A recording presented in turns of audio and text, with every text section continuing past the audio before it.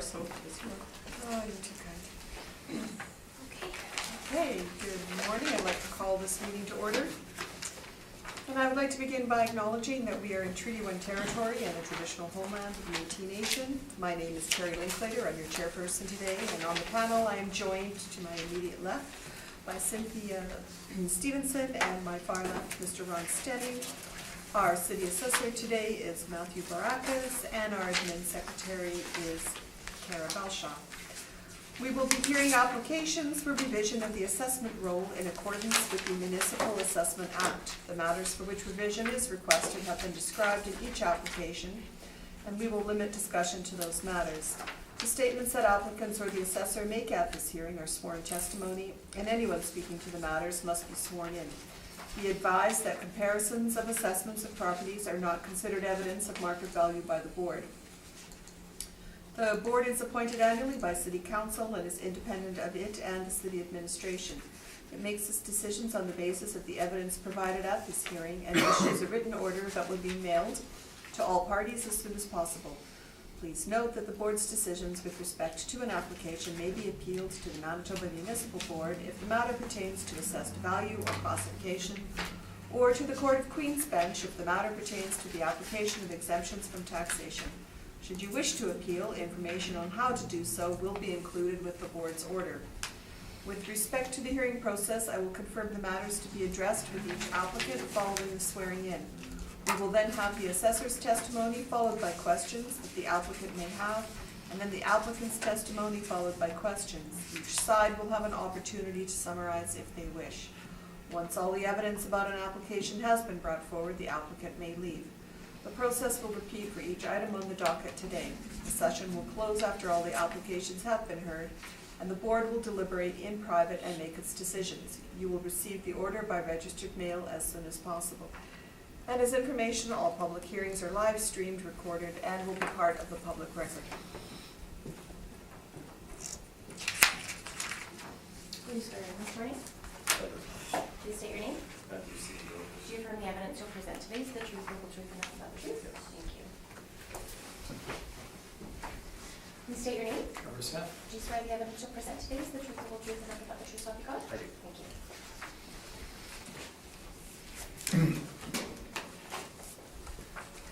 Okay. Good morning, Mr. Baracus, and good morning, Mr. Smith. And I understand we're going to start with 100 Bismarck Street. Sounds good. Okay, 100 Bismarck Street. Roll number 0900556200. 2019 roll year, April 1/16, assessed at $1,833,000. Located at the corner of Bismarck and Pandora, between region Pandora, just east of Plessis. Built 2010, 12 suites, 8 outdoor parking spots, as has 4 indoor parking spots. Looking over this briefly yesterday, I'm going to make an amendment to the NOI. I'm going to actually go with what Trevor's NOI is, the 86,849, just amending it's basically I'm changing the income to the actual income. We're close, but that's what they actually reported, and it's new. So the new assessed value with the 5% cap, I'm recommending is $1,736,000. So essentially we have the same net operating income with this recommendation, and the difference is in capitalization rate. So to speed things along, our capitalization rates are based on age and area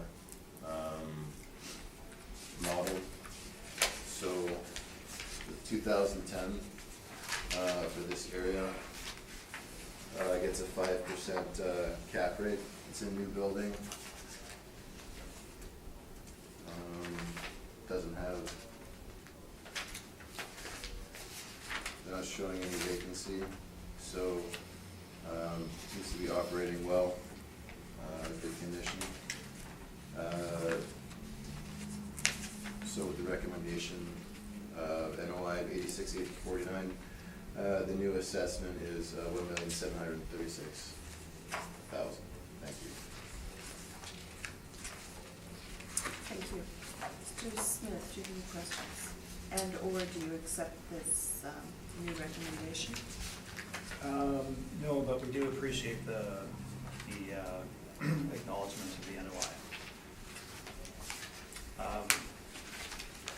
Questions then? Yeah. Okay, great.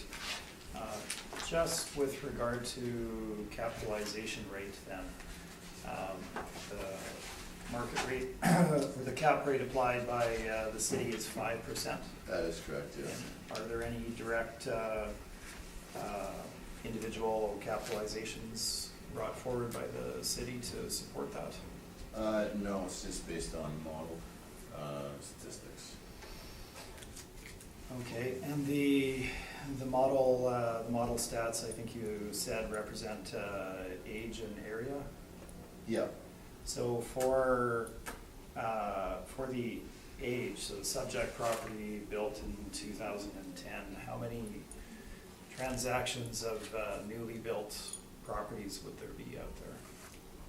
Of exactly 2010? Well, let me rephrase that, of recently built apartment buildings. Off the top of my head, I don't have any other than 333 Ward. So it would be a very small sample size then. Yeah, typically people buy them and they keep them. Okay, those are all of my questions. Thank you. Thank you. Mr. Stenning? You said you recalculated based on actual income, is that correct? Yeah, based on their actual income. And you also said that you changed the NOI. What did you change it to? I changed it to 86,849, which is Mr. Smith's. We're very similar. The only difference is in income. So. Well, at that time, it's the same. Yeah, it's the same. So, and your cap rate is the same? No, our cap rate's different. Our cap rate's different. Okay, I didn't see the cap rate, so maybe I have myself. That will be different. So that's gonna, I'm assuming that will be, okay, then we'll leave it at that. So this is the lowest cap that you show on your chart, correct? Yes. Wow, I know that was model driven, but I'm just wondering, it's not, at the time, at the assessment period, it wasn't a brand new building, and it's not necessarily in, Well, the pictures are at the back. If Yeah. you want to check out condition.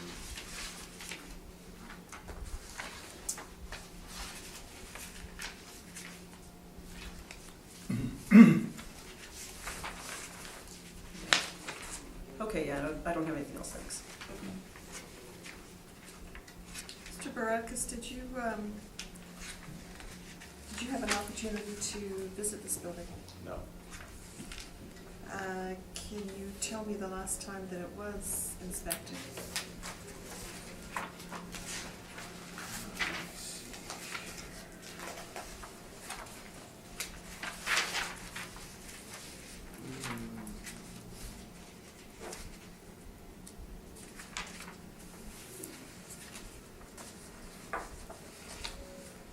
Would have been shortly after the time of construction. Okay, so sometime in 2010 then? Yeah. Around then. Okay. Thank you, that's all my questions. Mr. Smith, the floor is yours. Okay, thank you very much. So subject property, 100 Bismarck. I'll limit my comments to cap rate and things surrounding that to speed things up. Property location is shown on my page number 10 from an aerial. You can see the red dot indicating the exact location in Transcona. It's on the corner of Pandora and Bismarck, and it's faces south towards the large 345,000 square foot New Flyer industrial plant, directly across the road from it. The units themselves, there's pictures of them inside. Yes, it's recently built, it's in good condition. Nothing terribly fancy about the units themselves.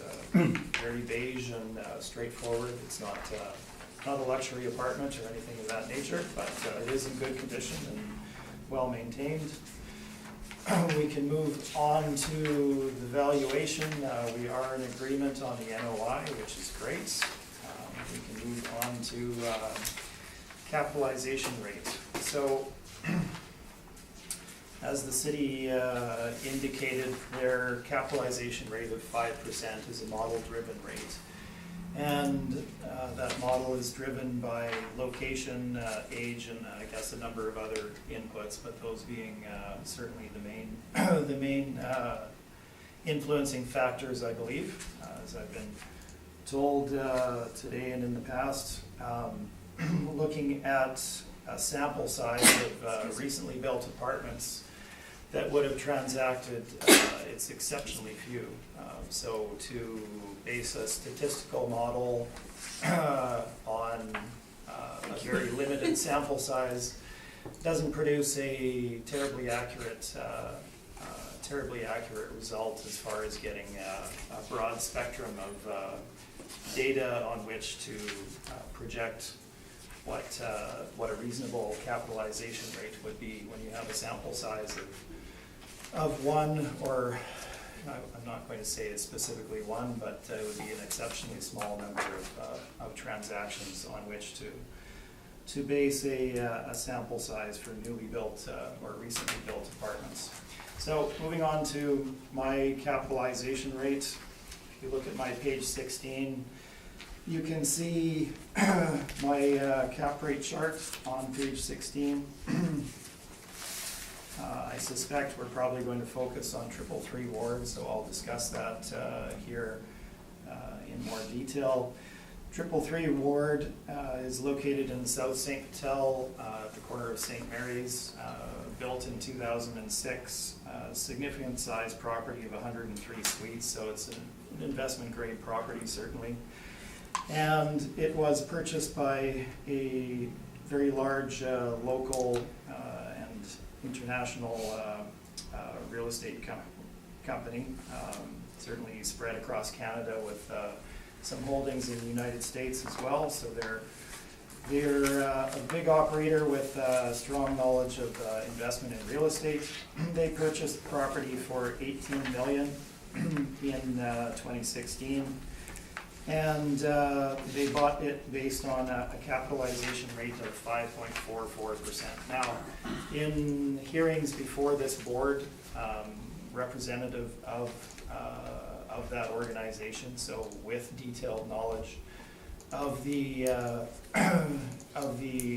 financial details behind that sale, has presented that material to the board and verified that the cap rate was 5.44%. Now, there is another consultant that has presented slightly different information before the board, that being income and expense, and they came up with a slightly lower cap rate of, I believe, roughly 5.25. The issue surrounding this is on what basis was it bought? Well, this large real estate investment firm looked at the financials and determined that the expenses that they were operating the property under were significantly or were higher than they needed to be in a couple of very specific categories, and that they were overspending on things that didn't need to be overspent on, and that they, given their size, could operate it more efficiently. And they bought the property on that basis and started to operate it, and indeed their assumptions on what those costs would be have been borne out since that time. So the point of all of this is that in purchasing the property with detailed knowledge of investment properties, specifically multifamily properties and the costs that are associated with operating them. Their assumptions on purchasing the property are important, and that is the basis on which it was bought, and it's been proven out that they were correct in their assumptions. So their cap rate on this property, which would be of a better grade than the subject, being much larger and in South St. Patel, came to a cap rate of 5.44%. Now, the subject property is built in 2010. It's in good condition. It's not in as strong a location, but I do believe that it would probably attract decent interest on the marketplace, and that it would attract a capitalization rate of 5.5%. Now, if you compare my cap rate of 5.5% to the large, the large multifamily, or rather the large brokerage houses and their capitalization rate charts that they issue on an annual basis, you can see that Colliers is indicating a cap rate range of 5 to 5.75 for investment grade properties. We're talking about properties that are significantly bigger than 12 units, certainly.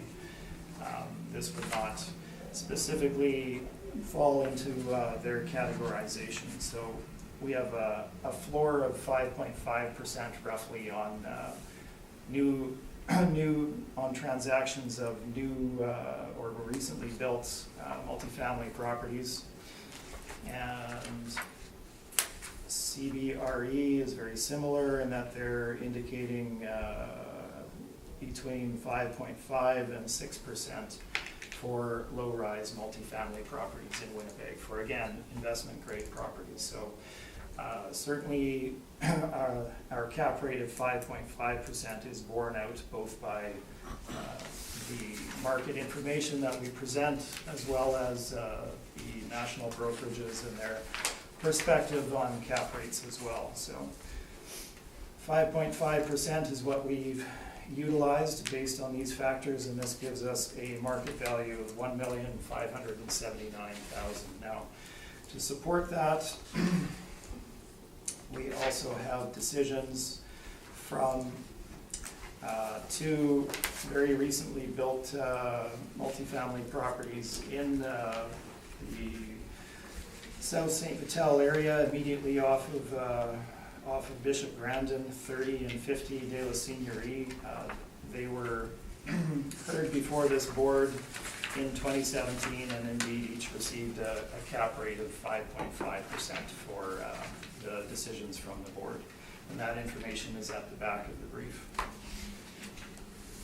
And that is my presentation. I'm open for questions. Thank you. Thank you. Mr. Barakas?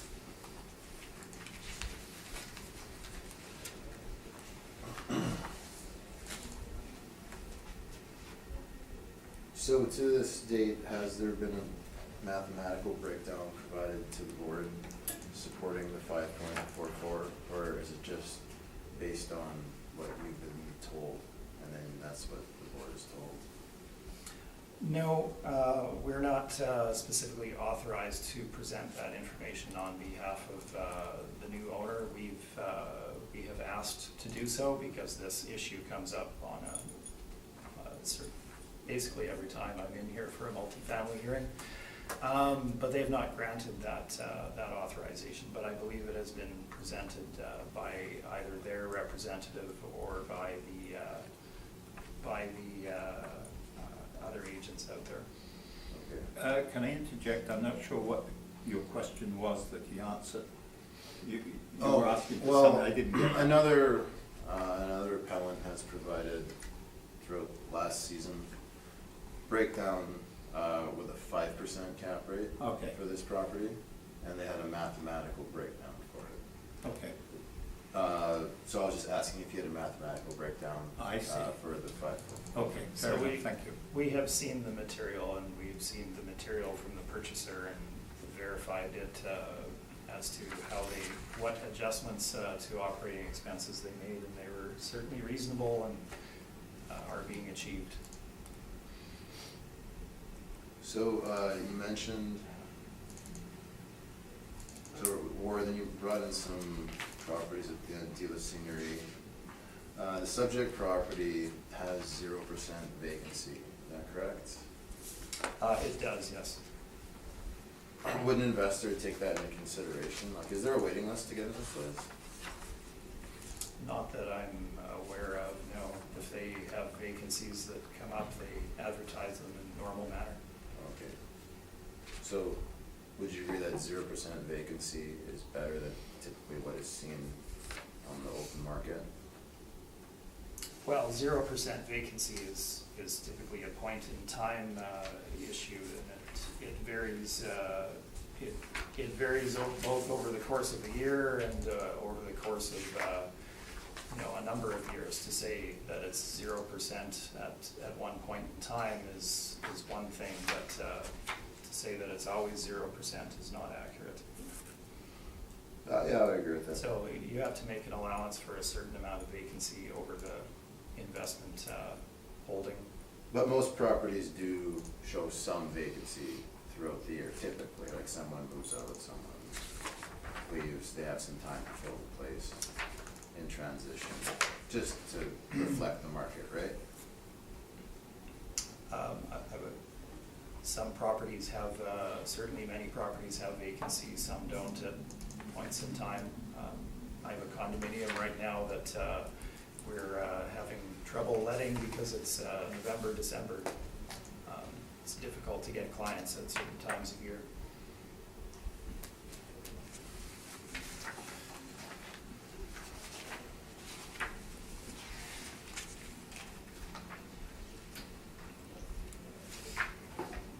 That's my questions, thank you. Thank you. Mr. Stenning? Yeah, I just want to challenge some of your capitalization rates.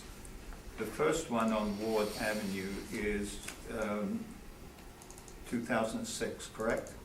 That was the date of construction, yes. Yeah. And I think you mentioned that you said that was a better facility.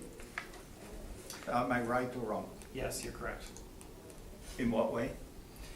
It is a much larger property. There's 103 units there. It's located in South St. Vital and attracts probably higher rents than the subject property would, given its location. It's not facing an industrial plant. It has good access to nearby shopping, etc. I mean, you will agree that it is difficult sometimes for us with cap rates. When you're looking at 18 million, you don't know the size of the apartment, so I don't know what rent there is. So you're basically doing it on the sale price. It is the sale, yes. It's Well, the let me normal just- parameters of net operating income. Let me divided just by the run sale through them. price. On Sure. Marion Street, this is 1928. Building was built in 28. It was, yes. Okay, that's a very old building. Then you got 1951, 1929. You got fully renovated on St. Anne's Road. The date of sale was 2015, but when was, it was built, that's originally 66. Correct. Next one is 1959.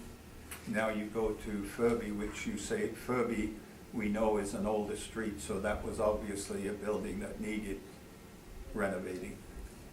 But that, we don't know what the date of that building was. No, we do, and We do? I'm happy to discuss each of these as we go along. So now that you're talking about Furby, Yes. it indicates that it was built in 1910 and it was fully renovated Yes. at the time of purchase. Now, I'm not directly comparing a 1910 building on Furby to a recently constructed building in Transcona. What we're showing here is the breadth of the marketplace and what investors are willing to pay for a certain product. Now, these properties were all bought for in-place income. They weren't bought for repositioning in the market and redevelopment with higher incomes or conversion to condos or anything of that nature. So the 6% that was paid there was, in fact, let me correct myself, as this may come up, 432 Furby was actually purchased for conversion to condominium. My mistake. They subsequently did that, and in the intervening span of time between 2013 and to date, they've sold 4 out of 13 condominium units in that property. So that gives you an indication that on that property, they probably paid too much for it, and the cap rate of 6% is too low. So Yeah, and now, you could be correct on that one, but, oh, they're all correct. no, I don't, I'm sorry if you misinterpreted that, I didn't mean that. All I'm trying to say is that we don't have any property that's brand new, 2000. No, and that's the challenge certainly with these new ones, as Mr. Barak has indicated. Generally, newly built property is built by a developer and held onto. So there's exceptionally few sales of recently built product on which to make these comparisons. The best one being the 333 Ward. As I indicated, the purchaser bought it on a 5.44% cap rate. For That's an all, investment. I'm sorry, yeah, that's all the questions I have, thank you very much. Mr. Smith, I'm just interested to hear your comment about Mr. Barakis mentioning that he's seen another workup, and I don't know, maybe you've never seen it on I that same have. property. Okay, so can you explain maybe where the difference might lie? Sure. So the difference is not it's not an adjustment in income or vacancy or anything of that nature. It's directly regarding the operating expenses for the building, and the purchaser of the property, large national, international owner of I'm not sure what their entire holdings now are, but it's in hundreds of millions to billions of $1 billion of real estate. I'm not quite sure what the number is. They know what they're doing. They know what costs should be for a particular product, and they looked at the operating expenses of that building, and were able to project what their expenses would be for that property regarding certain Adjusted them categories. from actual then from using their experiences, I would. That's right, Okay. and they subsequently operated it, and it is operating on that basis. Okay. They bought it at 5.44, and the intent of the purchase is certainly relevant. And Okay, so to your mind, the other workup was based on the actuals, which the purchasers felt were not realistic. Is that what you're? that's exactly right, Okay. and that has been Alright. borne out in time as well. Okay, all right, thank you, that's all I have. Thank you. Mr. Smith, did you have a chance to visit this property? I did, yes. Okay. Were you actually in the apartments, or were you just on the outside, or? No, I was in several of the apartments, and the photographs that you see on pages 4 through 7, I believe it is, are my photographs from October of this year. So I'm assuming that this is very typical of all 12 suites then? They're all looking like this? They're all identical essentially, Right. yeah. Some Right. reverse floor plans, but it's exactly the same. Right, and they're all 2-bedroom. Okay. Did this property come before the board previously? I am actually not aware of whether it has been before the board or not, as this is a new client for me in this year. And when you were there, I know that you've said that this is right, or New Flyer, their plant is right across the street. Is the rest of the area residential? Yes, the area north of Pandora is residential, yes. Is it like houses or more apartments? It's almost, it's mostly single family with some smaller apartment buildings, but mostly single family. And actually, just out of curiosity, would you happen to know if most of the tenants of this building are employees of New Flyer? I honestly don't know the No. answer to Okay. that. Just curious. That would be a bonus, I suppose, to live that close. That is all my questions. Do any of you have a wish to make any sort of summation, or? No, you that's good? fine. All right, thank you. We go on to 718 Beach.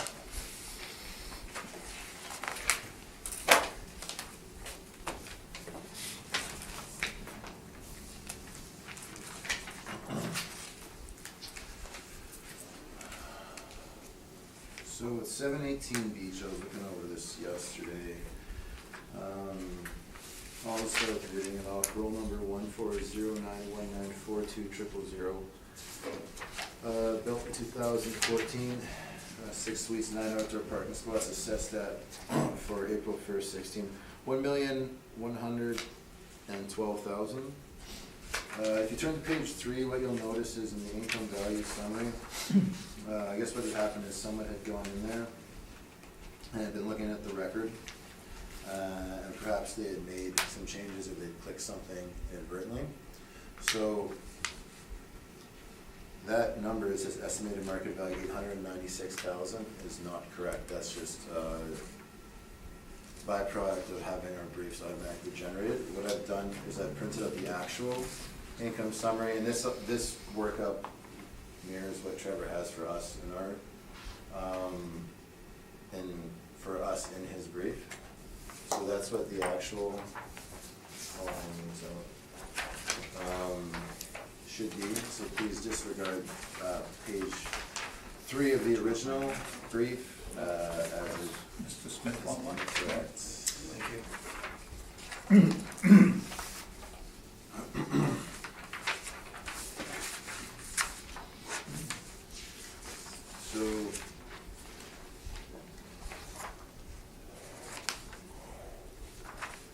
So it's in East Elmwood.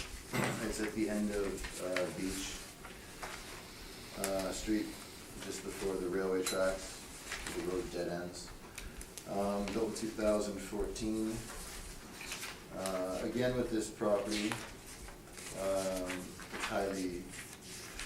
we're highly similar in terms of net operating income, I believe.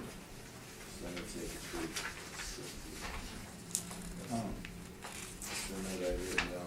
So yeah, he's at 54,631. We're at 55,594. So the primary consideration for this one is capitalization rate. So again, it's a newer property. So the city does it agent area.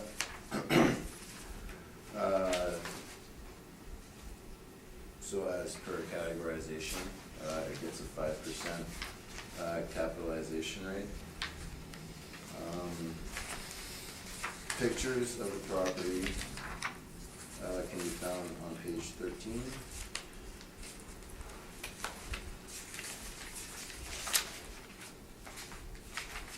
So it's 2014. Everyone's got their own separate entrance. Things are new.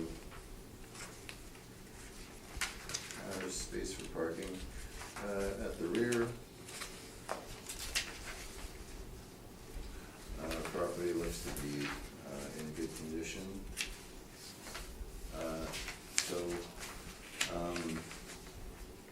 Cap is based on agent area, and our net operating incomes are highly similar. Therefore, no change was made. That's my evidence. Thank you. Thank you. Mr. Smith, questions? I have no questions, no. Okay. Mr. Stein?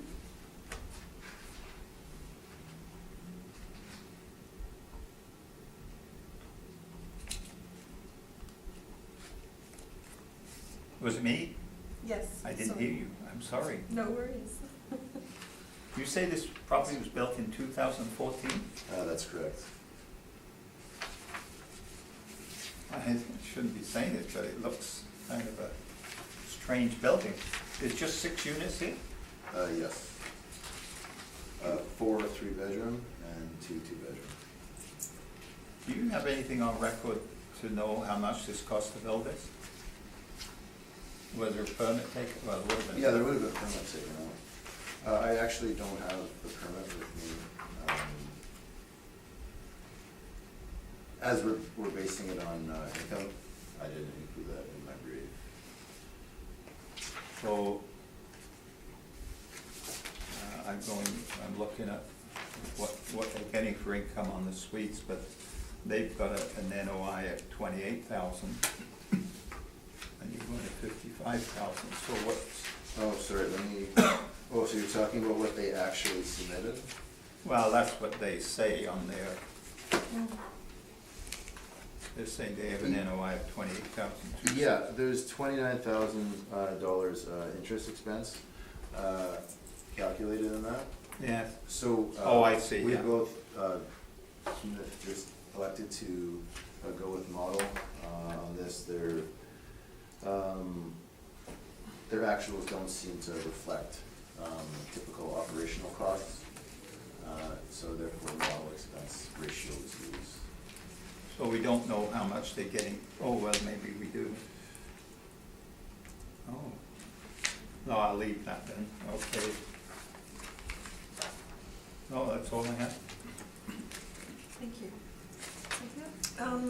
So I'm just, the cap rate that you put on, as I understanding it's a newer building, but would the location not have some bearing on the, and this is the lowest cap that you're showing in the chart in East Elmwood? Yeah, so it's based on agent area. Market region 4 gets a 3/4 point premium applied to it. And then all other areas, 1998 build and later, get a 5% cap applied to it. 1998 and later? Yeah. Okay. It just seems to me that that may not be the, given the location. Okay, that's all I have, thanks. Mr. Barkus, I'm assuming you did not have a chance to go and view this? Unfortunately, no time to do it. And I'm assuming by your notes that it was somehow inspected around 2014 when it was built? Yeah, it would have been, I mean, the pictures came from us, Mhm. and so that would have been at very least the last time we were there. I don't see anything indicating we were there prior to that, Okay. or after that, I should say.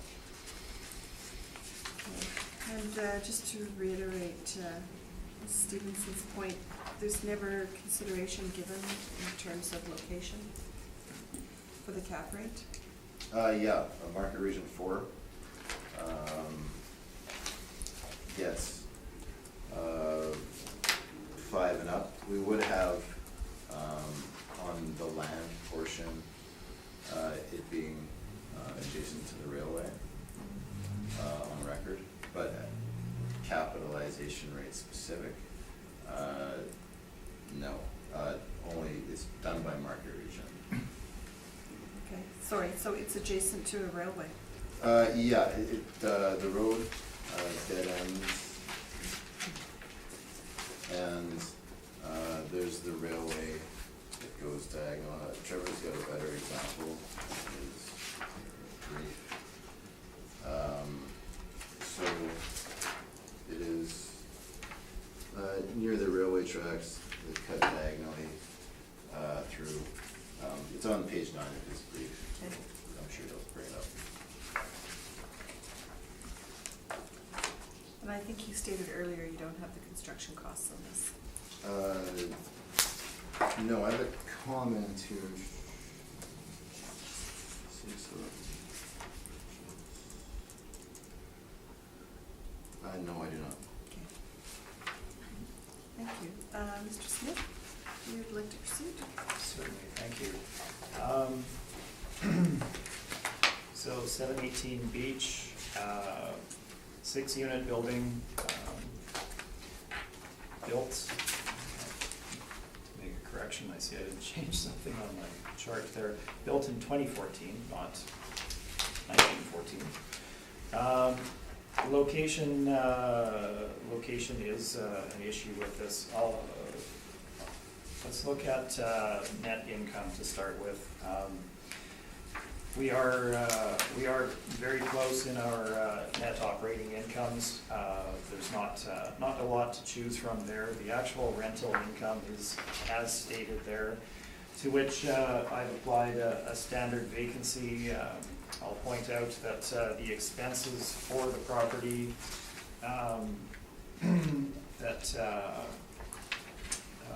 that were presented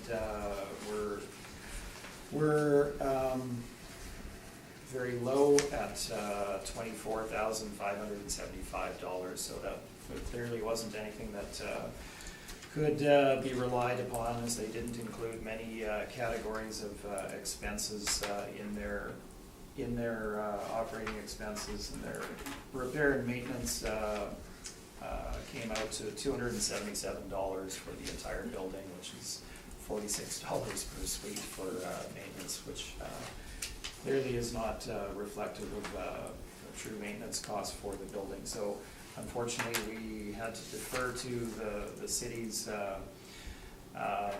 expense allowance ratio on this. So there is some variability there. Whether you use our net income or the city's is kind of irrelevant. They're both pretty accurate, I would say, in this case. So it does come down to a capitalization rate issue. If you look at, there's some photos of the building inside. Again, it is new, it is in good condition. The units are pretty straightforward, and the finishes are, again, of an entry-level new apartment, essentially, is what you're looking at. And the rents are reflective of that as well. They're not overly high. Now, moving on to the valuation for the property, the location obviously has an impact on desirability for tenants, and of course desirability for investors as far as purchasing, based on what rent can be achieved there and what vacancy they might face. Now, subject property has had vacancy since the valuation date. It doesn't show significant vacancy being reported, but they have struggled to lease some of this up. That is after the fact, but it does obviously have, it had a short operating history prior to the valuation date of April 1, 2016. So the site is shown on page number 8 with description at the top, but as described, it's in East Elmwood, and it is very close to an operating rail line at the end of the street, which is 2 houses away and visible straight from the front door of every unit here. So that obviously probably has some degree of impact on the desirability of leasing these units for the rent that they're charging. And we've made no additional allowance for vacancy. That is built into the cap rate, essentially, in what we apply to the property. So we've gone through our cap rate discussion on new properties. I won't do that again. We're in East Elmwood. I think we're being certainly fair at a cap rate of 5.5% for this property built in 2014. So our value comes out to $993,000. If you were to use the cities and apply a 5.5% cap to their NOI, that would also be fair in my estimation. And that is my presentation. Thank you. Thank you. Questions, Mr. Baracus? I mean, it's similar for cap applied, so I won't repeat myself. Just for 2015, they reported having 0 vacancy.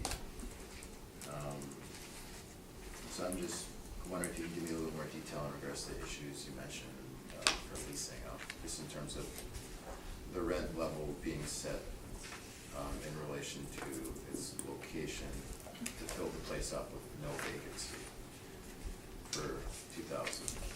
Sure, so property was built, pardon me, built in 2014. The rent levels were not set to fill the building up, and then, because obviously you're under residential tenancies branch here, so you would then have difficulty increasing those rents if you felt that they should be higher. So they set fair rents for the building at the time. It was new product, so certainly I guess that can have a draw at some times, and it did fill up in that first year. The issues they've had regarding occupancy have been more recent than that. That's not my question. Thank you. Mr. Stein? I don't know if this is relevant. I'm sure it's in here somewhere. What are the square feet of these two rental units? Well, I don't know that I necessarily brought that, but there is no real common area in the building, so the city's indication of them being around 1,000 square feet is probably accurate. Yeah, Now, the there's reason 2 I and asked, 3 bedrooms, so it probably ranges, I guess, between the split. it's a pretty high rent for that area. That's why I wondered whether it was whether they were, in the 1,200-1,300 square feet range, because there's 2 and 3 bedrooms. So Right. I just wondered. I unfortunately don't have the breakdown, but I suspect the 3 beds are probably slightly larger than the 2 beds. Yeah, that would make sense. That's the only question I have. Thank you.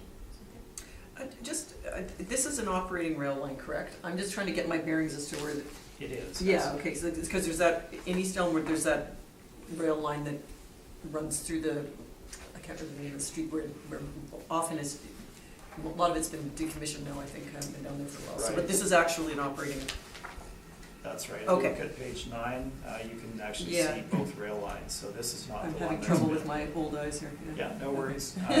So I do too. This one is operating. It's the one that's further Oh, right to northwest. the, That's yeah, the got it. trail Yeah, by, I see it there now, yeah, okay. Yeah, that's all I had, thank you. And did you have a chance to visit this property? I did, yes. Can you tell me which rail lines they are? Oh, now you're going to stump me, whether it's CP or CN. I'm just wondering about the busyness of it. I'm not sure how many trains per day or week go down there. I don't have that information, but I do know that it operates. I wish I had more detail for you. So you don't know if it's the main line? I'm It's thinking it's the CN main line,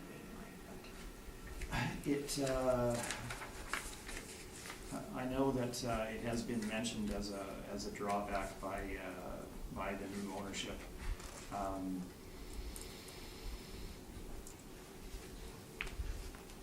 Yes, I'd be somewhat speculating, but if you look at the origin of it coming through Point Douglas, I believe you're right that it is CN and not CP. And that would be their main line coming That would right be through their that main Point line, Douglas yeah. location, so yes, you're correct. Thank you, that's all my questions. Any wish for a summation? No, thanks. No? Okay. And we'll proceed to Rochelle. It's actually going to be withdrawn, I believe. Yes, Reshow is withdrawn. Can I run to the washroom quick? Yes, actually, it's 10 o'clock. We can take a 5-minute break.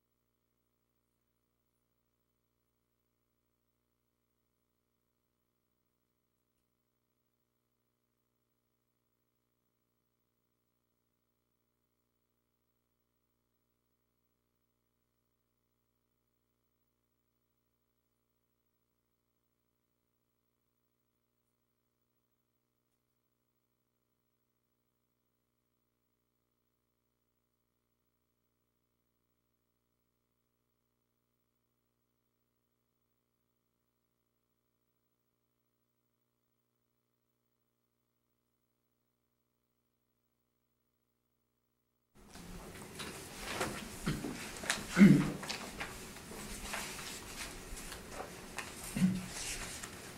I'm going to call this hearing back to order, and we are now going to hear 424 Alno Street. Mr. Barakis, whenever you're ready.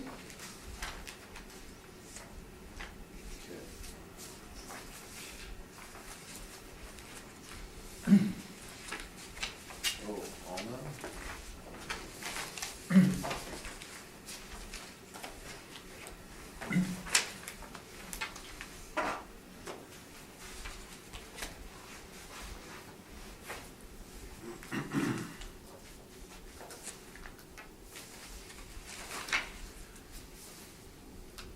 Roll number 0607 0592 424 Alno. Assessed value 682. April 1st, 2006. Reference date. Actually, you're built 1967. 9 suites, 9 outdoor parking. Property is located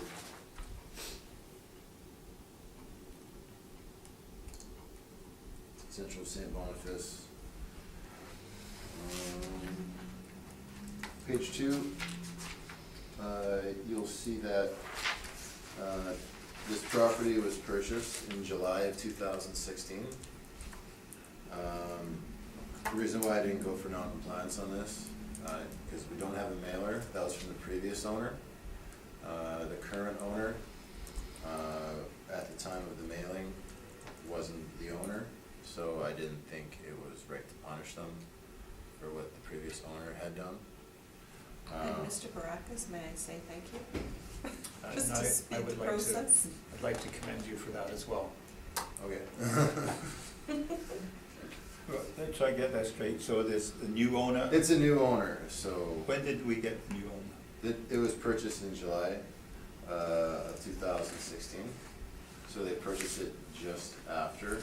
So we're looking for the 2015 mailer. Property to be non-compliant, they weren't the owner, it's not their fault. And the sale is outside the reference period. Yeah, anything after April 1st is, that's why I'm not telling you the sale price. Okay. I'd like to. So modeled parameters were used. 6 1-bedroom, 2 2-bedroom, average monthly rent per unit, $689. Effective gross income with our vacancy rate, 73,236. Expense ratio of 51.14%. Comes up with a net operating income of 35,783. With a 5 1/4 cap, based on aging area. Comes up to a rounded value of 682,000. On page 4 are rental columns. So 1, 3, and 4, in effective year built, are similar to, and in terms of average monthly rent per unit, as the subject property. They're actually higher. They all have some breakdown of bachelor 1 and 2-bedroom units, with similar overall gross floor areas. Given that I didn't have any information prior to the reference date to go off of, I wasn't able to use it. The last page, I should have crossed out what they're charging for rent here. But it says it's been newly renovated. This ad in our system is from November of 2017. So it looks like they are fixing it up as per their own description. I have not been able to go out there and do an inspection, unfortunately. So, given the parameters that we operate under, I don't have any income expense information, so model was used. That's my evidence, thank you. Thank you. Mr. Smith, questions?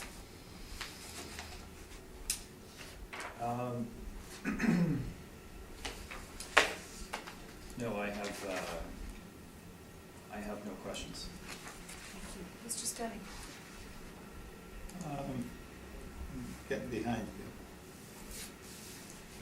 This, the advertising on Kijiji, it says renovated 1 bedroom, it's 850. Yeah, I should have blocked that out. Don't pay any heed to that amount, that's post-reference information. Oh, okay, that's, okay. But I included the ad in regards to, because we're looking at current condition, but economic factor. But you're using pretty well 690 as an average. Yeah, that's what we have. But the 850, again, Yeah, it's okay, that's fine. that was an error of mine not to block it off. I blocked off the sale price, but I didn't do that. I've included that to show that they're renovating the place. They're Yeah, taking no, that's care of fine. it. That's all I have, I think, yeah, that's it. Mr. Chair, may I ask one follow-up question? Yes, go ahead. Sorry, just you had spoken regarding renovation. Normally, there would be permits that would be shown, correct? If it was Sometimes, renovated? not always, not Right? always. Okay, No, that's my only question. Yeah. Yeah. Thank you. Cynthia?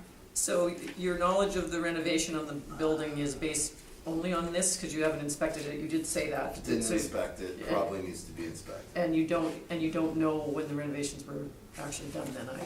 I'm It says assuming. newly Newly, renovated, yes. I take it newly as in after the sale, Okay. new owner. And that was 2017 that this pad ran. Yeah, in regards to the condition, so Yes, condition okay. is what we're looking Yeah. after. Okay, and the cap, your cap has come up a bit, and that's mostly due to age, I'm assuming? Yeah. Yeah, okay. Okay, that's all I had, thank you. So page 3 of your brief, that's model driven? Yes. Okay. So this, sorry, I'm just not quite clear on this. This renovation was post-reference? Well, we're looking at the current condition of the place. Okay. But the the rent it could get prior to the reference date. Okay, Because we are looking for to 2019 roll year. right. So, and you've got no pictures of the renovation? No. And you didn't inspect? I didn't inspect it and we didn't have, I Googled it, I couldn't find pictures. Okay. This is an ad that was scanned into our system a year ago. Sorry, and so nobody from the city has inspected this? Let me check.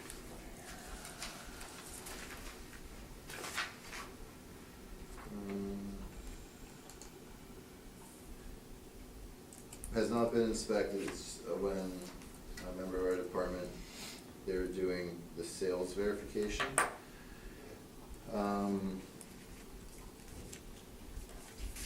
It just said that they found the ad, saying that there was advertising renovation, that there was no permits taken out for the renovation,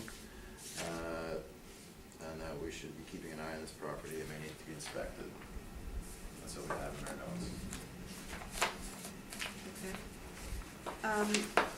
And you have the actual age of 1967 and the effective age of 1967? Yeah, that could change if we go there and we find that it's all been renovated. Okay. That's all my questions, thank you. Mr. Smith? Yes, thank you. So 424 Alno, as indicated, it was bought in July of 2016. This is a new investor in multifamily properties. Bought it at that time. Did not want to have any headaches or undertake any renovation. The property was fully renovated when he bought it. He's undertaken no additional renovation since that time, aside from he had one suite that had some water damage or something of that nature that he had to repair. But is purchased in July 2016.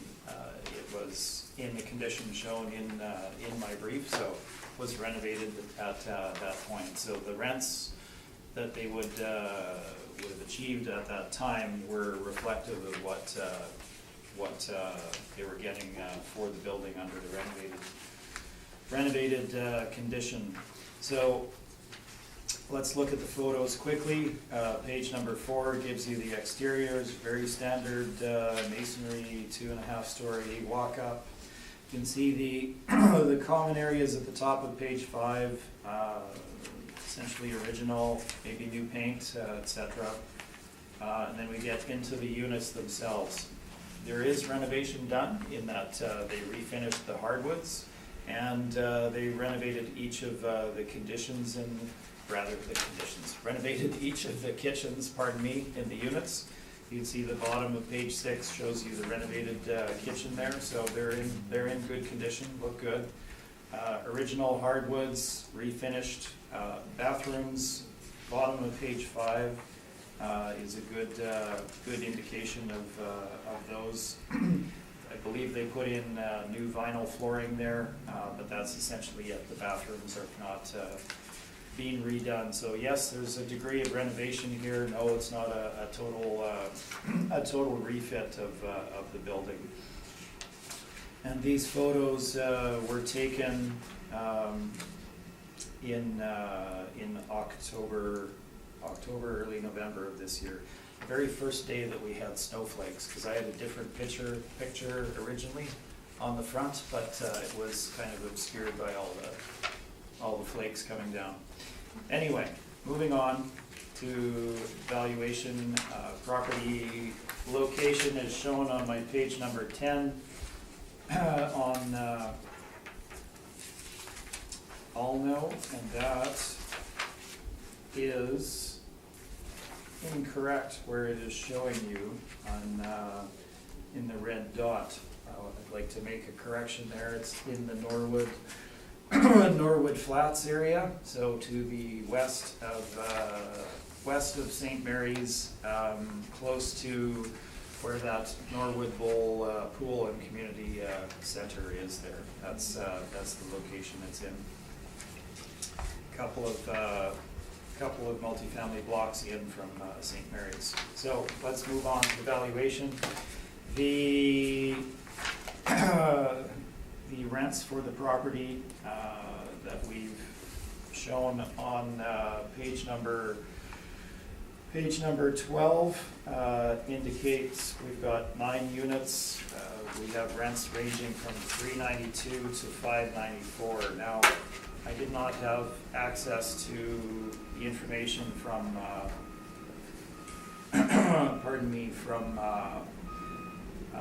prior to the valuation date, but if you look at the back of my brief, you can see a rent roll indicating these rental rates and the time frame that the tenants were in place in those units. So they're having not been further renovated, there would not be, they might be slightly lower. It's unlikely that they would be higher than that, but that is the rent that was being paid at that time frame. So our $58,020 is representative of what was being achieved on the property. And again, you can obviously choose to put no weight on this, but our post-reference material, similar to what the city had presented, indicates that's roughly accurate as well.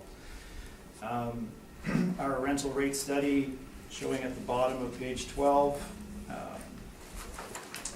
give you a number of supported rents for the subject, with rents in that generally in that $500 span. There was only one rent that was very low at $392, obviously. There's a lot of rents that are in that immediate area, Reshow, etc. Archibald, St. Mary's giving you rents that indicate that what they're charging is not a non-market rent. So we've applied their rent of $58,020, to which we added parking income. Again, post-reference, but we do recognize that there will be parking income there. So we projected $20 a stall, which is what they're charging for all 6 stalls, giving you $14.40 in parking income. They don't actually get that full amount, I understand, but we've added it to the valuation, as well as an amount for laundry revenue as well.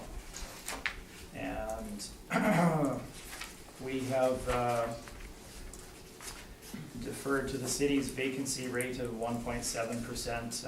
Again, it's not fair necessarily to use point-in-time vacancy. They had a 22% vacancy at 1 month span at the end of 2017. I don't believe that it's typically 22% vacant, so we've gone with the city's 1.7% vacancy rate. On the expense allowance,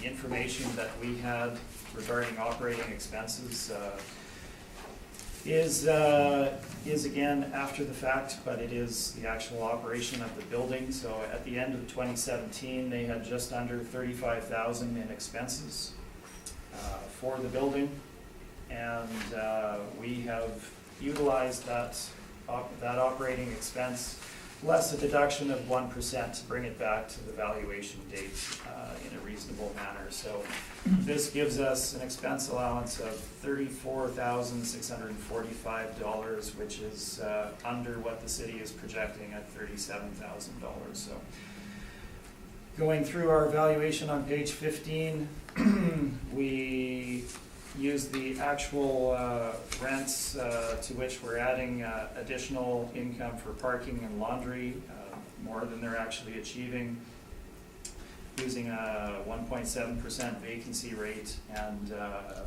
actual expenses less a deduction to bring it back to the relevant time frame, giving us an NOI of $26,104. Now, moving on to cap rates, we're not in disagreement on capitalization rate for this property.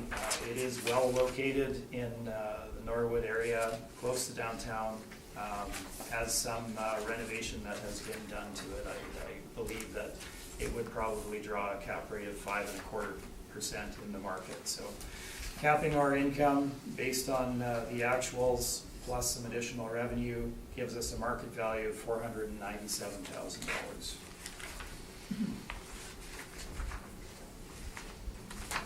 Thank you. Thank you. Mr. Barakis? Is the board allowed to consider information after April 1st, 2016? I think that's up to the board's discretion as to how they entertain that. We're looking at a situation where we didn't have the information available from the prior time frame, as it was not available to me, as the new owner didn't have it and the old owner didn't provide it. So it's a reasonable methodology to look at the actual operation of the building and make some deductions to bring it back to the point in time that we're valuing. I guess to that end, the very last page of your brief also includes post-reference information. That's in regards to its condition. That's not post-reference. Condition's not post-reference. Income gathered after the reference date is. So if a homeowner was to bring in post-reference sales, would that be something the board could consider in determining an assessment, confirmation, or reduction? Well, that would be up to the board. We're not bringing in post-reference sales. So would it be appropriate if would it be appropriate to say what the place sold for in July of 2016, given it's so close to the reference date? Okay. Gentlemen, just stop right here, thank you.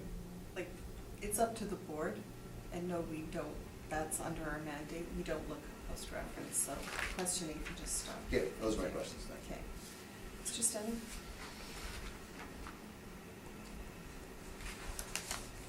Me? Yeah.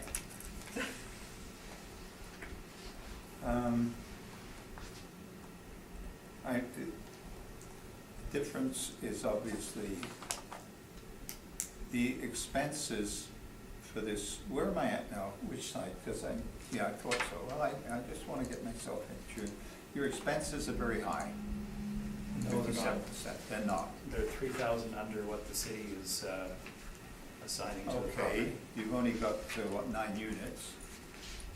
So that's quite a bit per unit. So I know we've got this post-reference to deal with, but were the permits taken out for these renovations? I do not know because that was done by the prior ownership. Right. So, just to your earlier comment regarding operating expenses, so the actual per suite operating expenses are $3,849, which is certainly within a normal range for a property of this type. So they're not high, and they're actually lower than what the city has projected. And you may be focusing on the ratio, the percent, which can often be misleading as far as what the expenses are per what the income generated on the property is. So we have a lower income here. That's going to give you a higher percent when you divide the actual expenses into it. So the rents that we have are up to 2018, I think, no, 2017. They are from that 2017 time span. That is the earliest information that Have was they gone up was since available to then? me. Have they gone up since then? Yeah, because of the renovations. It hasn't been renovated since the purchase in July of 2016. There's no renovation here. Yeah, sometimes you supply a list of the renovations that have been done. You have none for this one.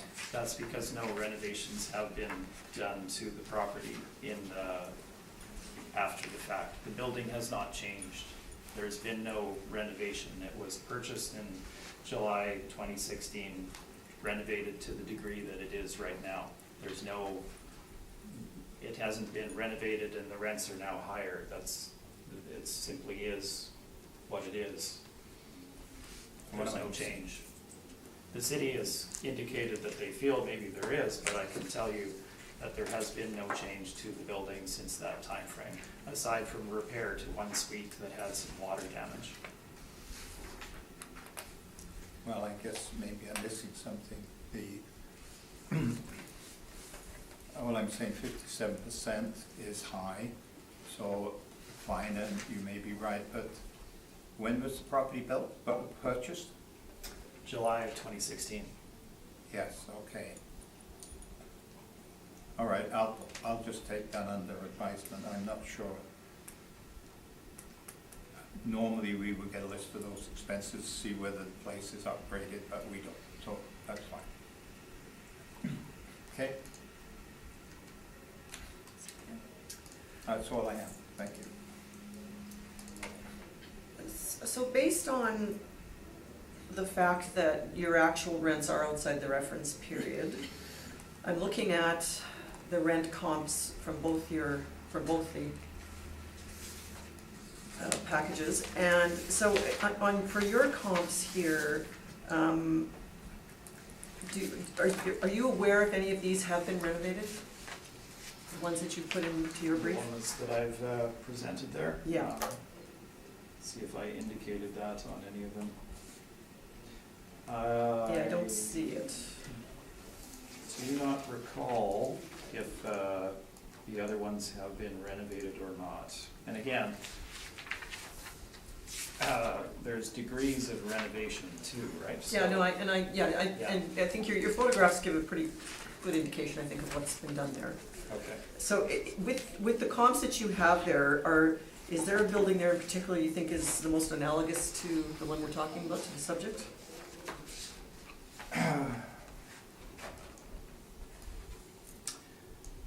Well, in terms of location, I would, I guess, suggest the Richaud property is probably the closest, both in terms of age and location to the property. Okay. And in the assessor's brief, are you familiar with any of the buildings that are provided there? I did not, unfortunately, get a chance to review these and see whether they were renovated prior to today, but Mr. Barakis might be able to supply you that info.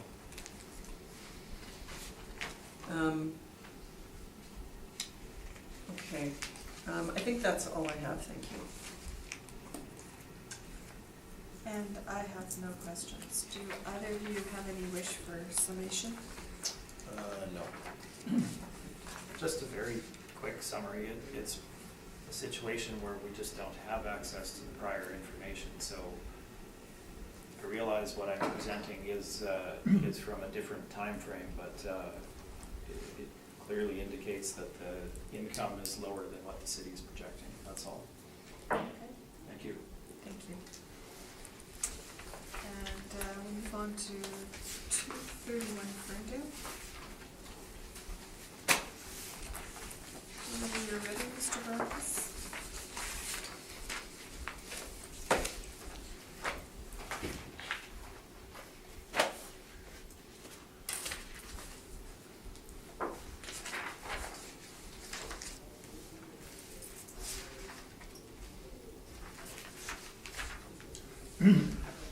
Roll number 0609021600, 231 Ferndale, Res App, 1949 actual year bill, effective year bill, 1958.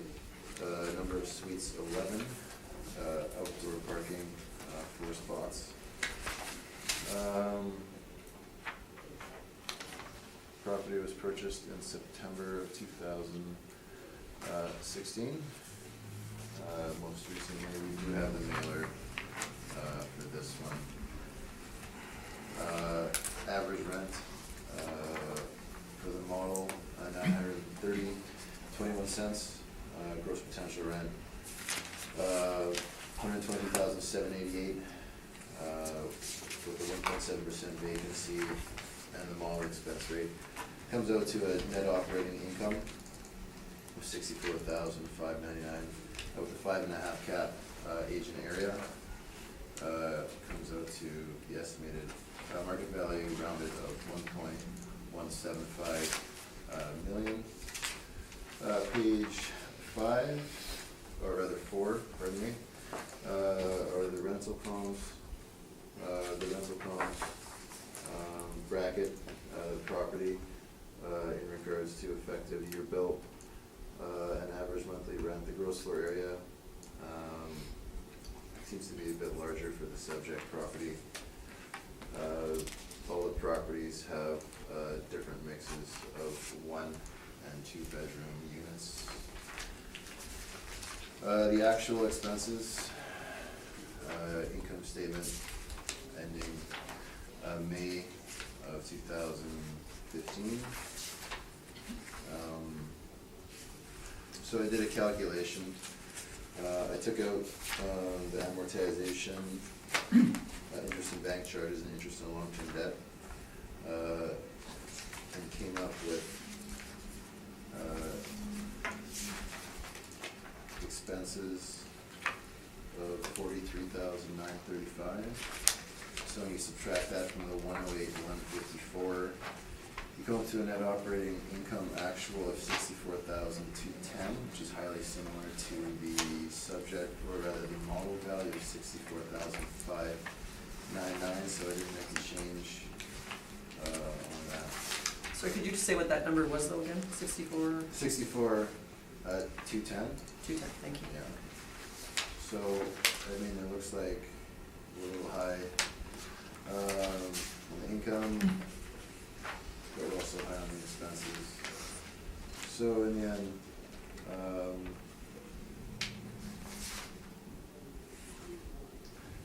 looks like we're pretty similar from an operating income. Cap is age and area. Pictures of the property can be found at the end of my brief on page 9 onward. Property looks like it's in good condition. Looks like it's been cared for, and it's not 1949 original. They put some work into it. Given the preceding analysis, I didn't make any change. Thank you. Mr. Smith, questions?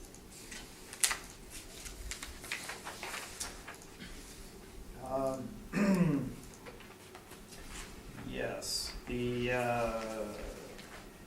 your page number 7 and 8 here, where did this information come from?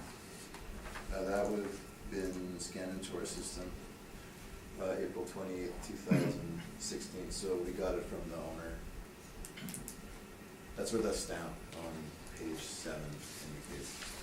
Okay, so this is for the year ending May 31, 2015. So that is essentially a full year prior to the valuation date, right? Yeah, about 11 months or so. Okay, I've never seen this before. It wasn't available online to me, so this is certainly different from what I have from the time frame. Did you have a chance to visit that property? Unfortunately, no. Okay. Those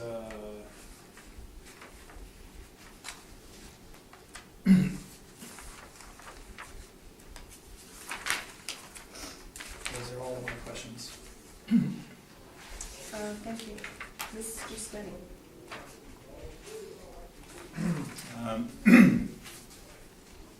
Right now, I don't have anything, thank you.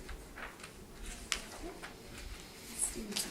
So for the year prior, you have an actual rental income of about 106,000, so the model has just, I'm assuming do you input the actual rental into the model? No. No. Well, what we do is we look at we take a look at the income and expense mailers that come into us, and then we analyze them. Some of them should be included for analysis, ones that look like the market. Some shouldn't, for instance, not-for-profits, rent-geared income, Right. those kind of things that get submitted, so we have to kick those out. So yeah, I've asked this question before, I'm just refreshing myself. So it's a range, it's a range of what you get in, not each property. No, yeah, we don't specifically type it, Got this is it. what they Okay. reported, Okay. so this is what we're putting. Yeah, all right. Okay, and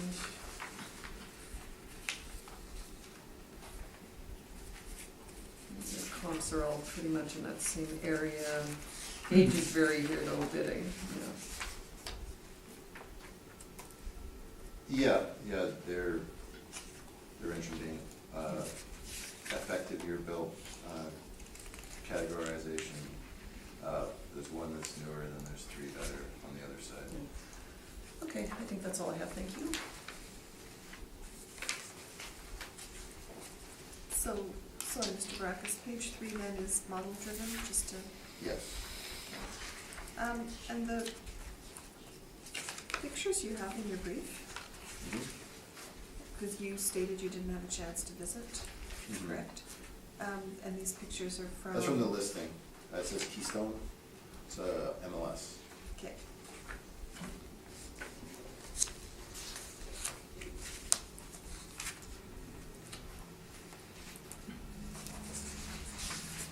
So then, I'm assuming this was under some sort of reno, if you look, Yeah, like it's had work done to it.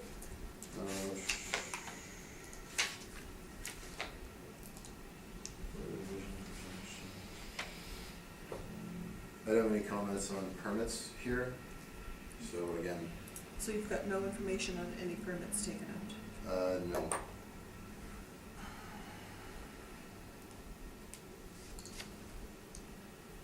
Okay, thank you, that's all my questions. Just, yeah, the floor is yours.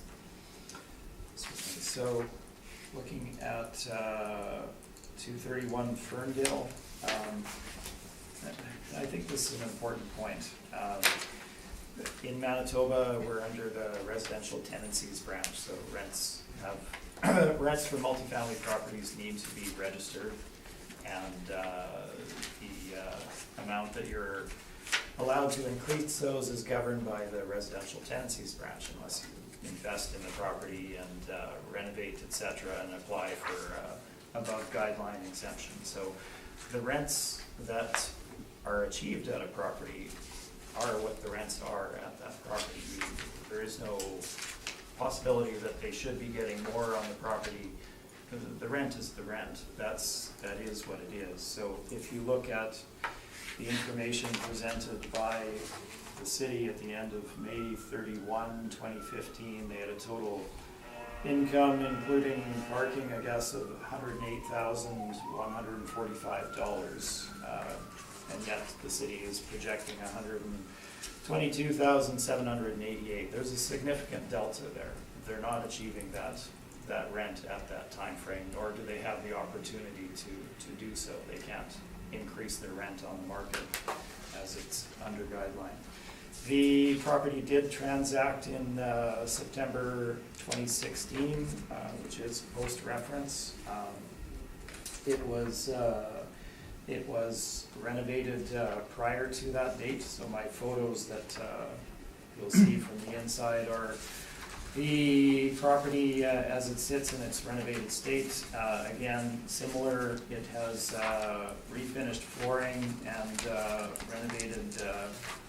renovated kitchens, as you can see from my photos.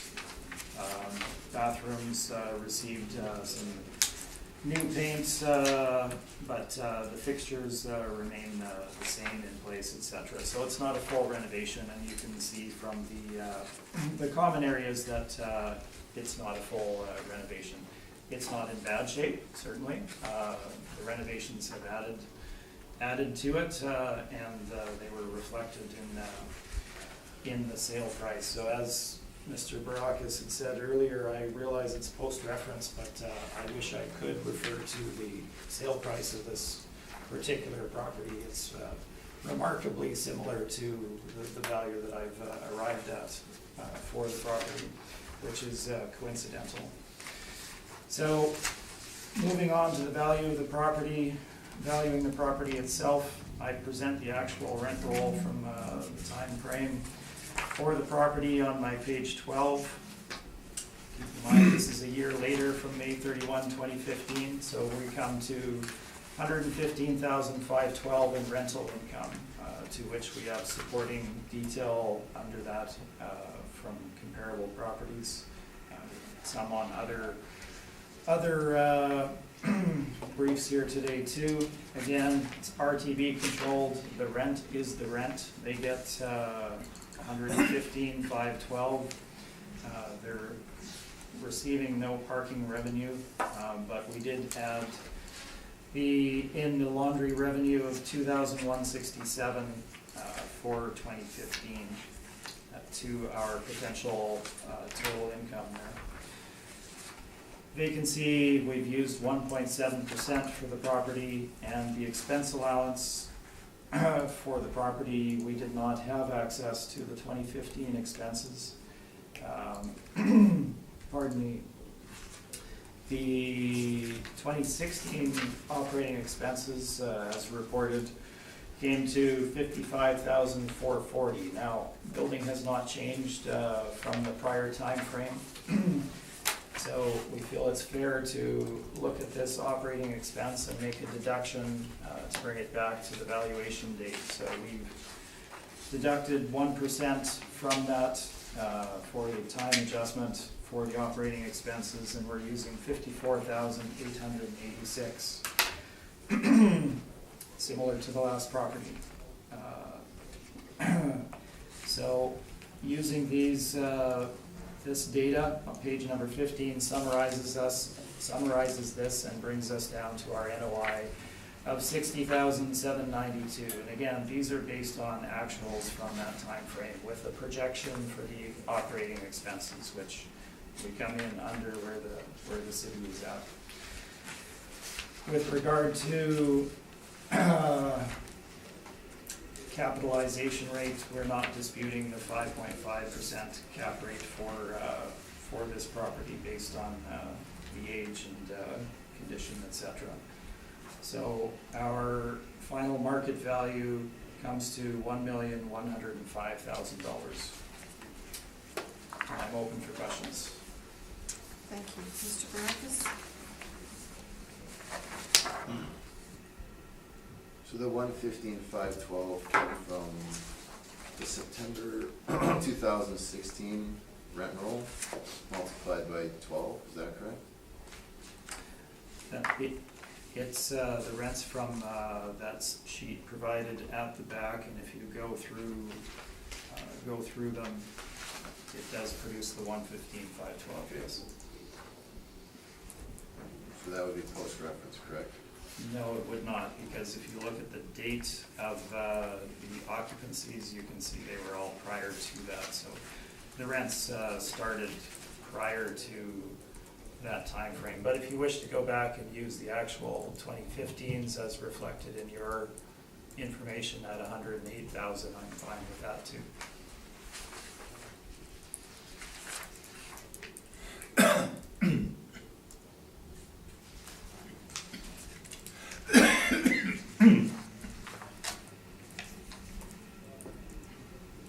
So, sorry, is the 2016 expense questionnaire attached here somewhere? Is that the one at the back? Yes. Okay. Back. That one says 12 months ending 2017. Would that be the 2017? Aye? You were correct. It says 12/31/2017 is the end date on that one.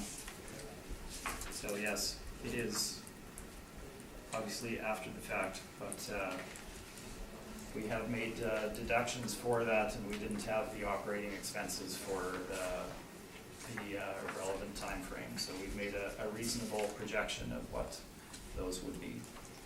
Those are my questions. Thank you. Mr. Stenny? Yeah, just a minor one. When were these pictures taken that you're giving us of the building? They were taken around the same time as the All-Know pictures, same day, I believe. So that was in late October, early November Of this year? of this year, yes. Okay. Yeah, well, that's fair enough. That's all I have. Okay, so since this mailer is post-reference, are you maintaining that this is still reflective of the rents during the reference period, or not? Yes, so the rents that I'm showing, so I believe it's the second last page that I have there, Yep. were the rents that were in place as of the reference date. Okay. So they are not actually post-reference. They were And this is valid and rents. these are the rents that you used for your workup? That's correct. All right. Okay, thank you. So, sorry, just to reiterate, so the rents you've got on your second last page are the actual They are, rents? yes. And you use those to get your NOI of $60,792? Yes, Page 15 on your brief? yes, I did.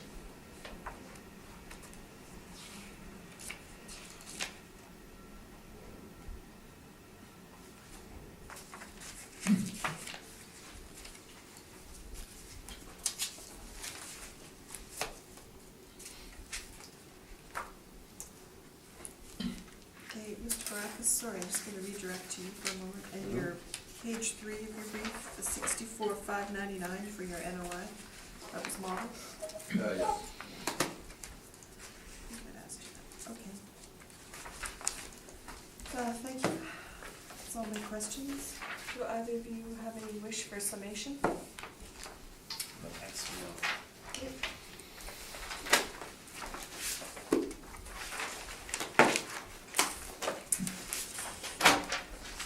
We're at the last one, 539. Bannatyne, Mr. Baracus, whenever you are ready.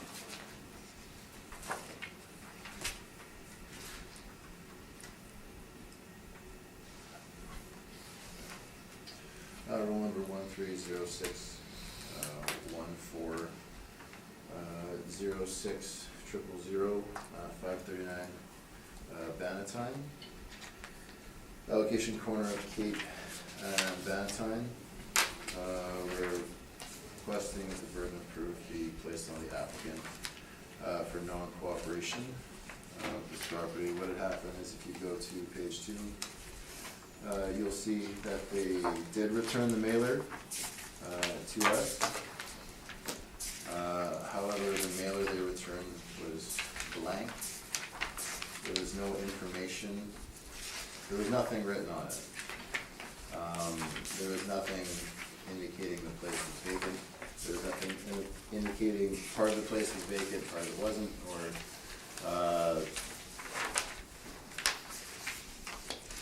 the costs of the renovations that were happening throughout the year. If we go to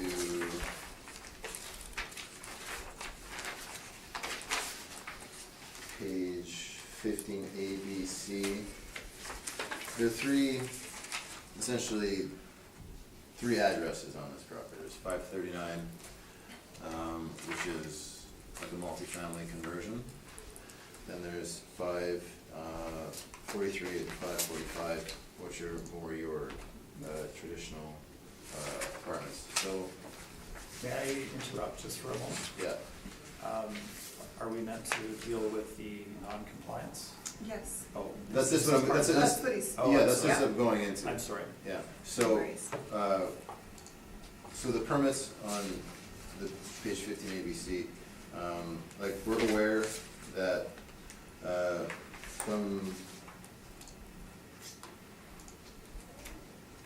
there were some fire issues and renovations began in 2012, to the apartment buildings that were on the property. There's indication, that there's been some vacancy throughout the time as they've been trying to fix it up. However, when you're looking at 15 ABC and you're looking at the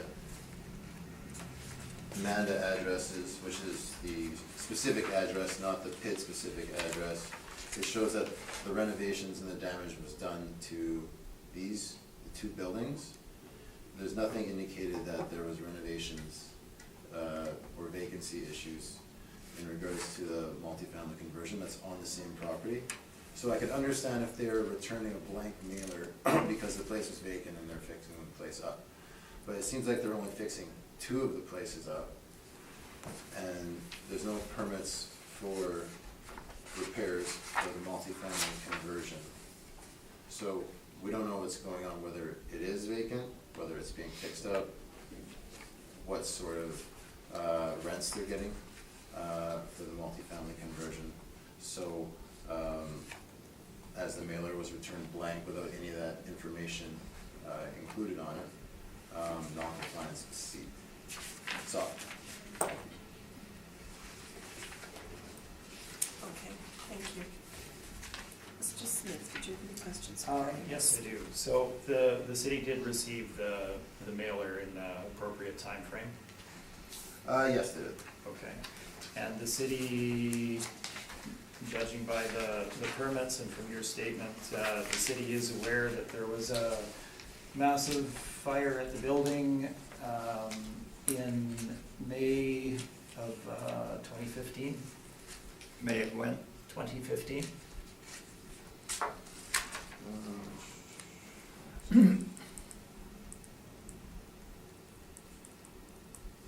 The renovations began 2012, and then the permits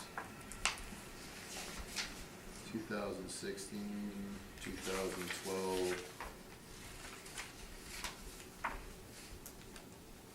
We have work in our records being done to the 2 apartment buildings. I'll take your word for it. Okay, so, so it would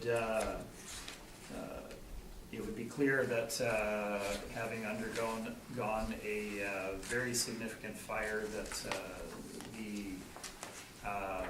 the building would be vacant from that point onwards in 2015, and whatever information would be submitted would be a partial year and not at all reflective of the operations of the building. Post-fire, yes, but information pre-fire in regards to rental rates would be information that we would be interested in. So you did indicate that the building was undergoing renovation though at the time of the fire, so would not that information be different after renovation?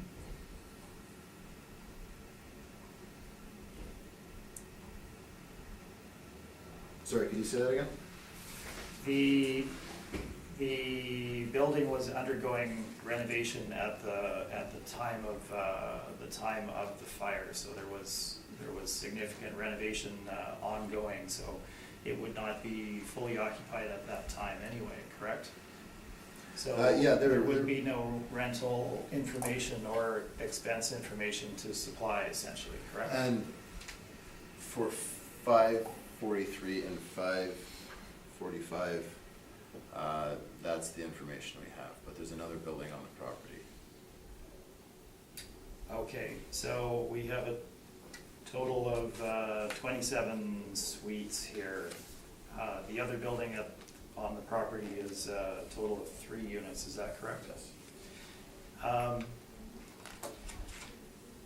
In a property owned by the same general ownership group, that I believe yourself and I dealt with earlier, they had not a fire, but they were undergoing renovations during that income and expense time frame that they had to report on, and they indicated that the building was vacant during that time frame in their submission, and the penalty was not asked for. What would be the difference between that and this? So they indicated that it was vacant. They didn't indicate anything in the mailer they just submitted a blank mailer. Right, but it would be clear from both the permits that it was undergoing renovation and that it then had a massive fire that the building would be vacant, right?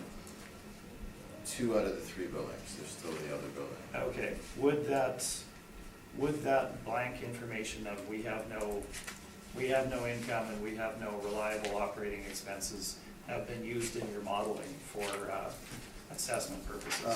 The rental levels of the triplex would have been taken into consideration. Also, they didn't include any indication of capital costs that they were on the year investing in the property for the repair. So mainly it's that they didn't report what was happening in the triplex, and that's part and parcel on this pit. Those are all of my questions. Thank you. Mr. Stenning? Looking at the history, they've never actually responded, have they? Sorry. I'm sorry, same thing. It looks like there's been a history of not sending in the mailer. So, to your knowledge, has there been any other information directed to you from the group that owned the building? Anything that you've written down or anything, or is it?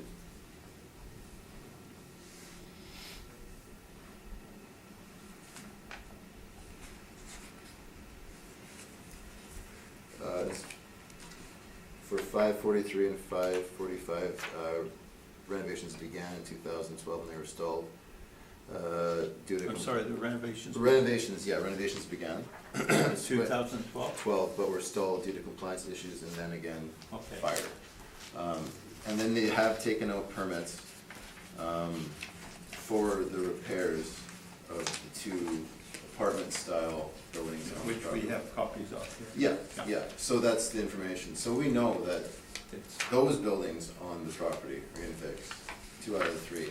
But we don't have permits for the third building, and we don't have information sent to us in regards to what they're getting. And they are have we this- dealing with the third building? The third building, it's all on the same, Okay, it's all on the same, okay, that's fine. So we assume that over the years, they have accepted the assessment of the city without appealing it. I believe, they appealed 2018, but they didn't show up and they didn't pick up the evidence or submit any evidence. It was dismissed without a hearing. I don't have any other notes going back. May 14 is the earliest note I have. I don't have any other record of appeals. So they tried 18, but they didn't show up. Oh, that's really all I have, I think. Thank you. Okay, my only question is, so you've got the blank mailer here, but there's no date stamp on it showing that it came back. Like, this just could be a copy from your office, like, It came back, in our auto generation, says, response received July 5th. Again, I'm not involved in the date stamping process, but they did submit the mailer. okay, but to us. it's hard for us to tell when you're looking at this, that Right. whether this is what you got or not, right? Okay, thank you. So, Mr. Barakas, just to point out for housekeeping, page 7 of your brief, you didn't blank out the private user ID. I'm sorry, he was reminding me of that. So, just to reiterate, they have not had a history of returning their mailers. Yeah, that is indicated on page Okay. 2. There is no date stamp. I'm just curious, usually there is a copy of the, Certified mailing? thank you, the Yeah, mailer. we send that out after a period of time when we don't hear from them. That certified mailing is for the second copy. We actually send them 2 copies. Okay. First by mail, second If you by. don't, if you don't hear them. Yeah, they get a second one. And just for my own, are we discussing this entire building and then this little house? Yeah, they're all on the same property. Okay, and so the fire was in this large main apartment building? Permits indicate that the fire was in these 2 buildings, and that's where the repairs are going. Okay, and are those actually separate? They have 2 addresses, it looks like, but they look like they're joined. They Looks look like like they're- they're joined. They look like they're joined, Just a but yeah, picture. the official address is 539, Okay, but it's 539 is the triplex, and then the other 2 are 543 and 545. and the triplex being on page 18 of your brief. Okay. Thank you. Mr. Smith, if you'd like to give your evidence on this, non-co-op? Certainly. So it's a fairness and equity issue that we're discussing here with regard to the submission of the income and expense form for the property. The mailer was submitted back blank to them. In that the owners of the property did not have an operating building at that time. They did not have it in the beginning of 2015. They did not have it after the fire. It was undergoing renovation in the early part of the year and had a fire which had a massive impact on the building in May of 2015. So obviously no operating income or expenses after that. The issue that we're dealing with here is, did they note down on the property that it was vacant during that time frame and that there was nothing to report? Well, I guess their error was not writing down specifically that the property was vacant and there was nothing to report. Now, 2 points to that. We had a similar situation where we had a property that was vacant. They noted down that the property was vacant and had no operating income or expenses on another property, and the city did not ask for non-compliance on that particular property, and that is for the 2019 assessment year. We just dealt with that. Didn't bring it with me today, but it is the same general ownership group. And I think the main point here is that the city itself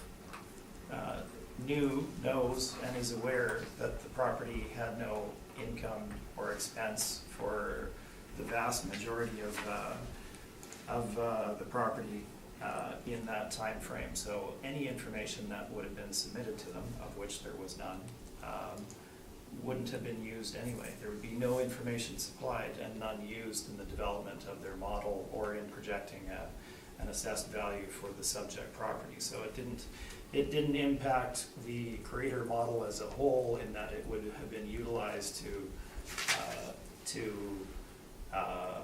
develop the model so that all properties can be used. It would have been set aside as non-usable, no information usable from this. So to indicate that 3 out of 27 units were operating, well, sure, they were. Does that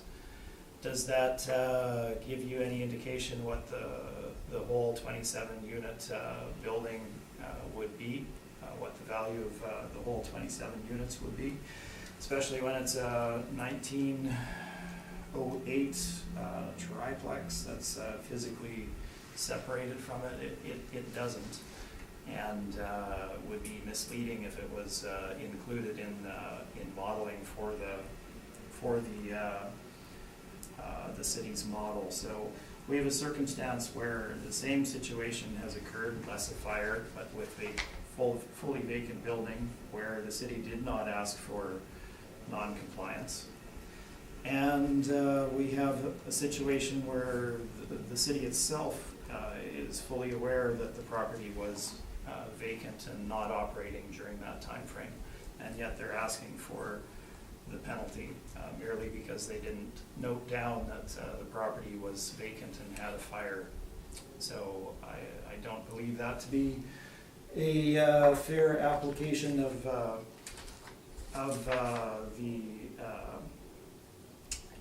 the section 53(3)B, etc. and the request for non-cooperation. I think it's unnecessarily punitive and is not a proper application of that section of the Act. Thank you. Questions, Mr. Baracus? Would you agree that the apartment style building and the triplex style building have two different conditions within them in terms of quality? Yes, we'll get to the quality of the apartment, but it has had, obviously it had a fire, it's had to be fixed up. So, given that when we do our analysis, we don't just look at things as a whole. If there's different rents garnered by different quality buildings of different building styles, we can still use rental information from the 3-story walk-up to use in our analysis and modeling of other 3-story walk-ups. Would that not be on a linear train of thought? Certainly, I suppose you could use a portion of it depending on what your internal methodologies are, I guess. But in terms of the roll number, we're dealing with 3 out of 27, which is 11% of the property that we're talking about.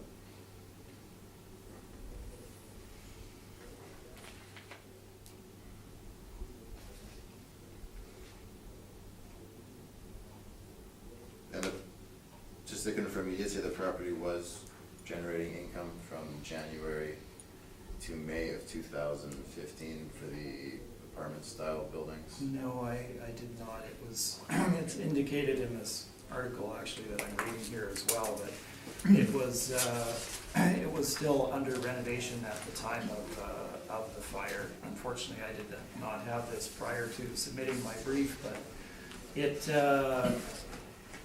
it was still undergoing renovation at the time of the fire. Those are my questions, thank you. Thank you. Mr. Stenning? Have you represented this business previously? The ownership? Yes. They're a new client for 2019.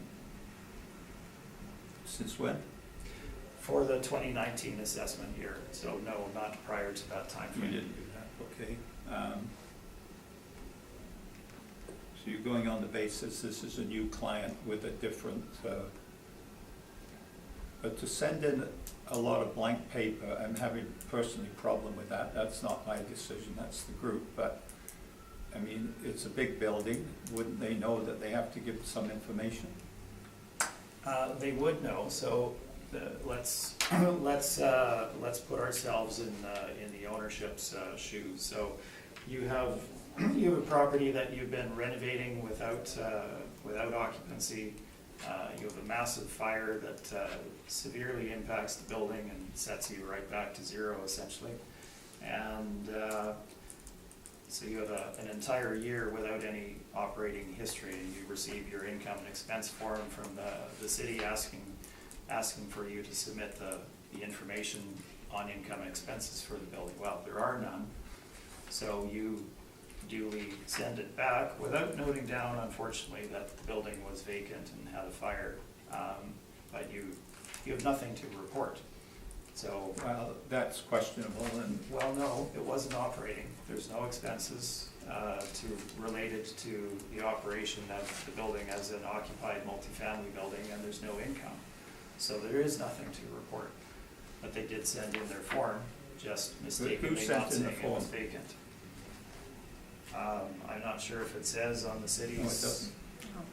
who sent it in, but I gather the ownership would have sent it in. But they must have accountants and business managers with a property like this. I Certainly. mean, I'm being a little, maybe I'm getting a bit off, but I've owned businesses and you have people who look after that stuff, and I Right. find it strange that you just ignore it, send back a blank form. Well, so let's be clear about that. Good. Yes, the form is blank, you're right, and I take your meaning that one should fill out the form to the best of their ability in order to assist the city. I get that. There was nothing to report for the building, so they didn't report anything. There is no income and there is no expenses. So the So they fire, fulfilled their duty by sending it in, but they should have indicated that it was so the vacant. fire eliminated any income from that property. Following that is my understanding, yes. And they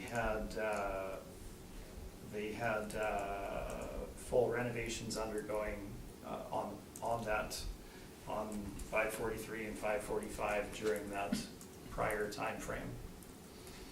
That's all I have, thank you. Are either of you aware if the mailer was signed by anyone, dated? Like I can't tell by this because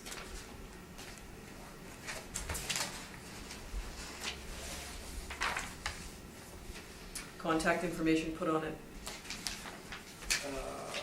Doesn't appear so. Although, as I say, we don't know for sure, but this is the one that went out. Or came back. Never mind what- don't have that. Okay, that's all I have, thanks. So just to clarify, during this period after the fire, the little triplex was not being rented? Oh, the triplex would have continued. That was, so on, that was not yes, affected it by did the not fire? affect- It did not burn, no. Okay. That's all my questions, and we'll just take an adjournment, step outside. We need the name. Yeah, we just need to Huh? leave. We just need to go out.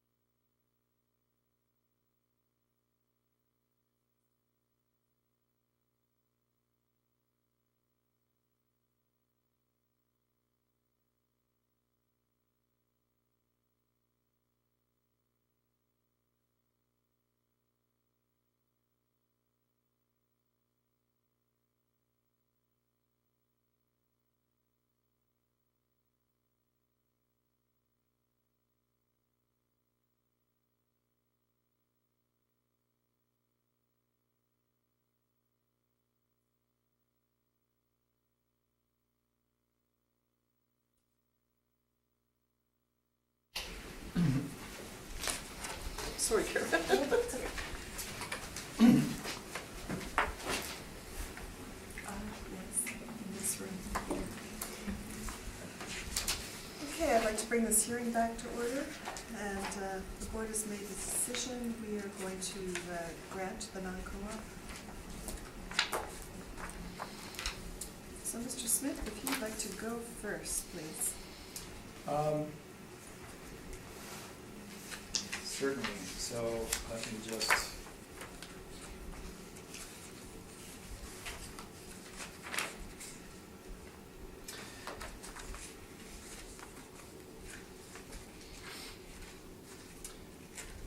Normally, I would probably just ask for a 54-1 on this so that we have the ability to appeal it to the municipal board, which we will, but I think it's important to present this particular property, so we'll go forward with that so that it's on record. And the panel can obviously make their judgment based on the information presented. So we have 539 through 545 Bannatyne under appeal today. As indicated in the prior discussion, there is one separate 3-unit triplex built in 1908. And then we have 543 and 545 Bannatyne, which are the apartment buildings. There's a total of 27 units in total here, 4 one-bedrooms, 22 bedrooms, and 3 three-bedroom units is the count for the building. Now, properties that we're looking at were built between 1908 and 1910. Minor trivia point, which is totally unimportant, but this building was featured on the cover of the Guess Who's So Long Bannatyne album. Just for a bit of background, have to have a little bit of levity. I thought it looked familiar. Right? Yeah. I'll show you the photo if you wish. Anyway, moving on. As indicated, the 543 and 545 Bannatyne were undergoing a degree of renovation at May 2015, and they were approaching being done with that renovation. There was a fire that occurred in the building. It was determined that apparently this was an arson, as the pattern of the fire was such that all floors of the building were burning at the same time, so it was clear that the building was lit on fire, certainly representative of perhaps some of the social issues that one's dealing with in that area and in this building in particular. We can look at the photos and my description of the buildings themselves. Let's go through the photos to start with on page 4. So you have exteriors of the apartment building at the top of page 4 and of the triplex in shade at the bottom of page 4. Moving into the triplex itself, the condition of the building is shown on pages on page 5 yes, on page 5 you have a common area giving you the graffiti and the general wear of that property, not in good condition, actually relatively poor condition. They had undergone renovation, I believe, to a little, actually, by renovation I mean they replaced some flooring in one of the units that had a degree of damage. You can see that in the kitchen area at the top of 6. Everything else was relatively original, or to the last time anything was replaced. You can see the vintage of the cabinetry and the tiles there.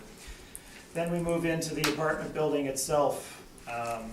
Significant issues in this building with crime and criminal activity. You look at the bottom of page 6, you can see the identity theft occurring through the break-in to the mailboxes. This is an ongoing issue, not just in this building, but in that area in general, where these mailboxes are broken into, repaired, broken into again, etc., etc. The common area of the apartment is shown on page 7. That is a recent photo, that's not dated. You've got original carpet there. You can see the graffiti on the walls, condition of the walls, etc.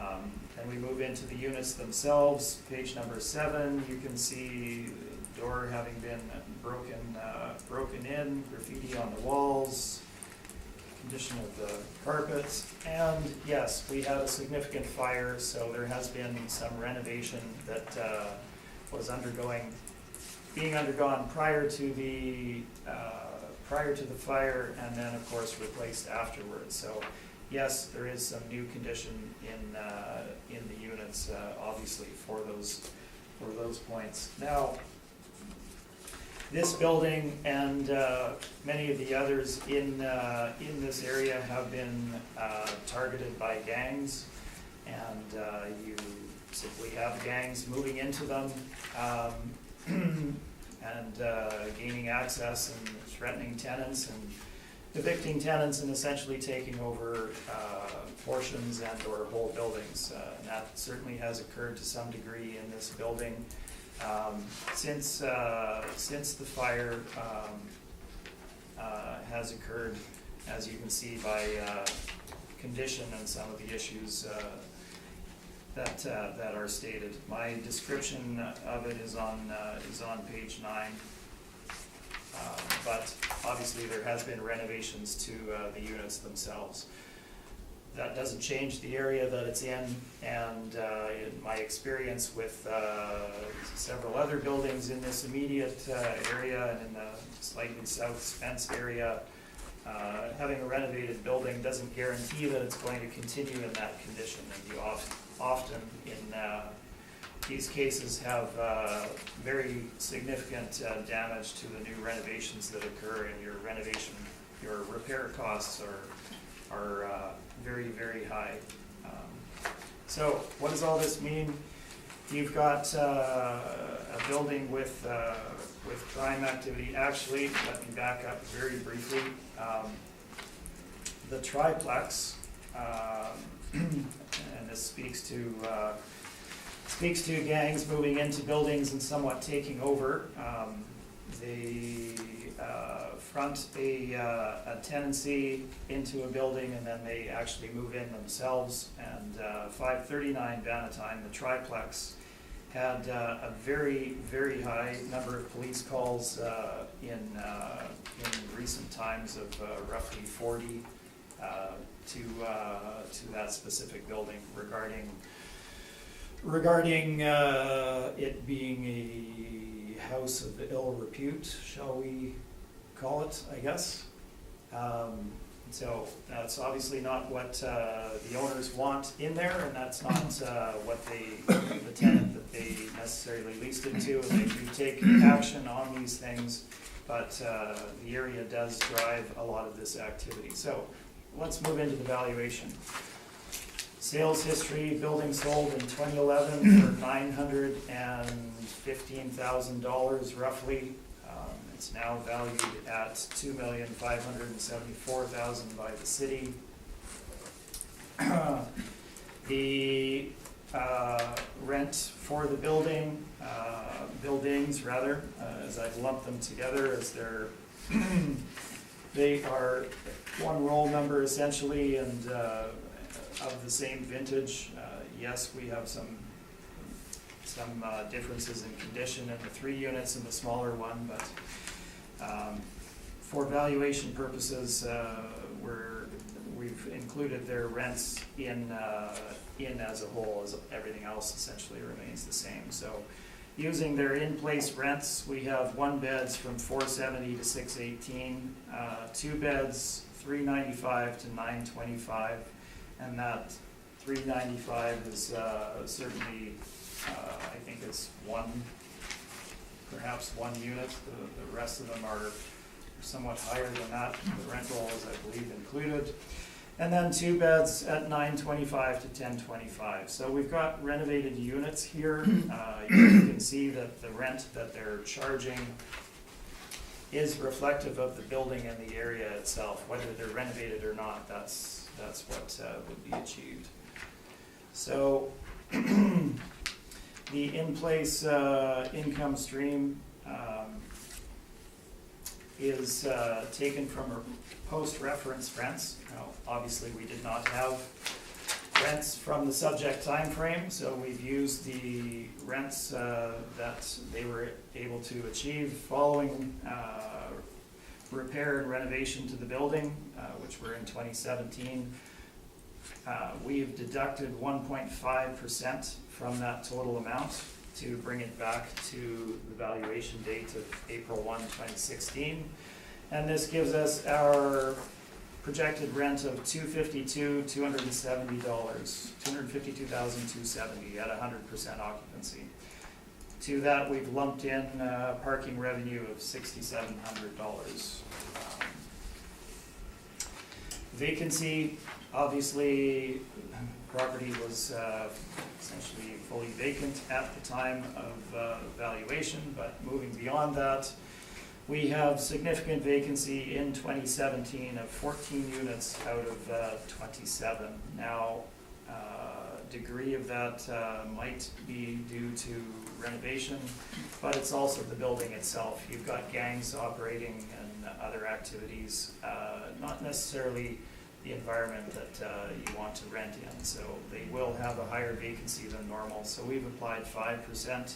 This is in keeping with the stats for the area as well, and Winnipeg. The expense allowance, again, no expenses from the time frame. So looking at full operational year of 2017, we have $122,553 in actual expenses for the building. We've deducted 1% from this to bring it back to the relevant time frame. So this gives us an NOI of $124,695 for our net operating income. Now, let's move on to cap rates. We've had lots of discussion regarding this. This is not an investment grade property. It wouldn't feature in the brokerage's thinking with regard to the cap rates that they state between 5 and 6%. So this would fall outside of those bounds. I've shown you the issues with regard to the building in the area. The cap rate study is presented on page number 17. Probably the ones that I would point to most closely, I guess, would be, we have property on Jameson, which would be in the Wolseley area, so a better area than the subject, of course. Built in 51, sold in 2015, 11 units, 6.4% cap. And then we have property 432 Furby, which we discussed earlier.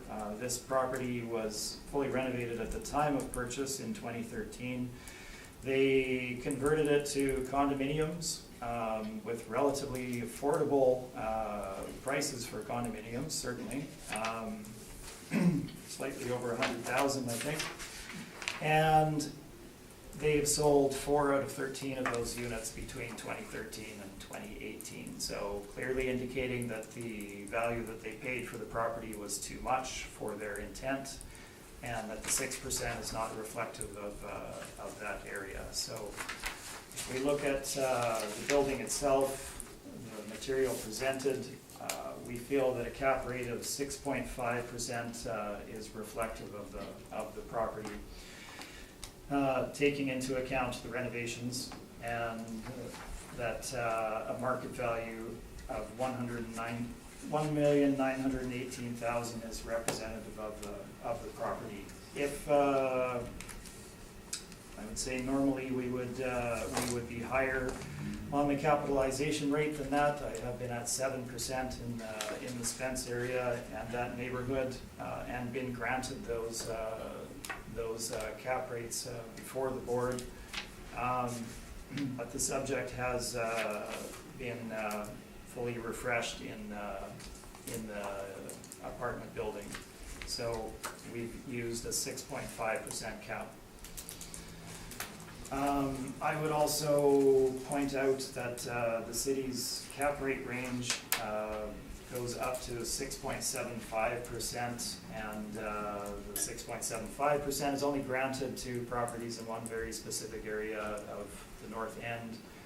The Spence area, and this area that we're dealing with, is at least as challenged in terms of social issues, and at least as undesirable as far as a property area in which to invest. So I could have been at 7%, but we're at 6.5%, reflecting some changes to the units. Thank you. Thank you. Questions, Mr. Baracus?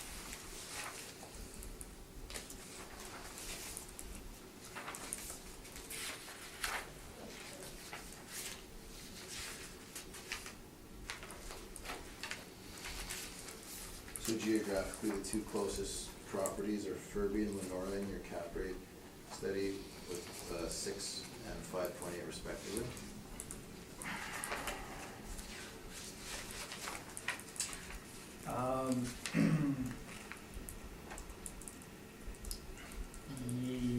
Yes, the Jameson is off of Henderson. Lenora is the Wolseley property. Then you mentioned Jameson was, Yeah. 1951, no renovations, so we can say that's 51 original. No, the properties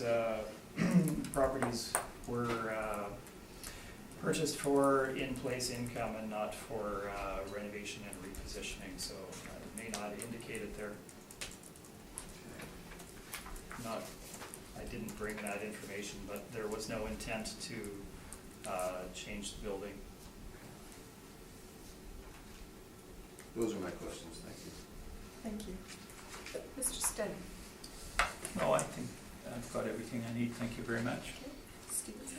The only question that I have, because you talked a lot about the condition of the building and the complications of trying to manage it. So these photographs, when were, like, as you're referring to original carpet, are, like on page 6 and 7, are these the actual, the building with that had the fire? Yes. Okay, and so the original carpet is still in there even after?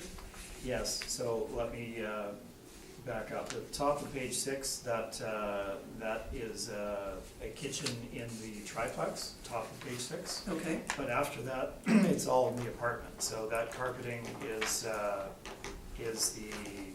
carpet in the hallway of the apartment building, and the condition of the walls, etc. okay, so that, the hallway and the one below are the same condition as page 8.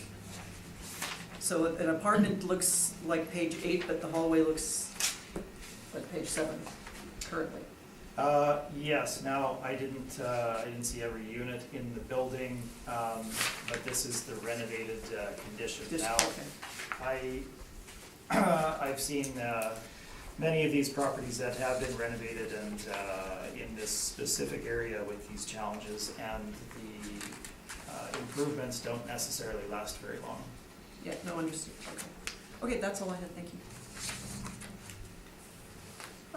Sorry, just to follow up on my colleague's question. So page 8 shows the renovated apartments in the apartment building. Correct. Are they all renovated like this? I believe they were all renovated in the same fashion, yes. So the renovations are complete on that. So it's just on the common areas that's not complete? Well, they left the common areas in the condition that they're on. In fact, and this is I guess the experience of the owner. So they left them on purpose? They pebbled, yes they did. They pebbled if you look at the area around the mailboxes, they did this kind of stippling on the walls mainly to prevent graffiti, because they have significant graffiti issues that occur. So for whatever reason, it's not as pristine, a nice blank wall to spray your tag on. They don't necessarily get the same degree of graffiti. If you look at the hallway at the top of page 7, you can see some on the fire extinguisher cabinet, but that was done on purpose, but the carpeting is original, yes.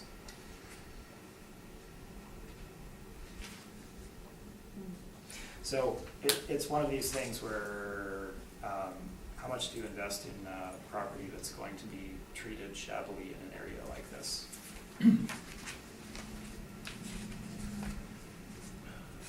So the common areas have had very, very minimal.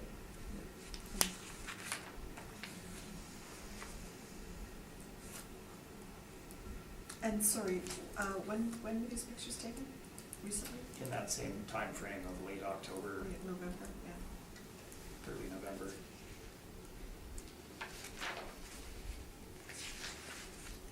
Okay.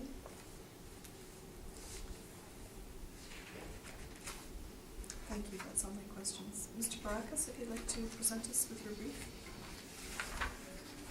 539 Valentine Avenue, location corner of Cape Valentine. We have blank mailer. We received model parameters.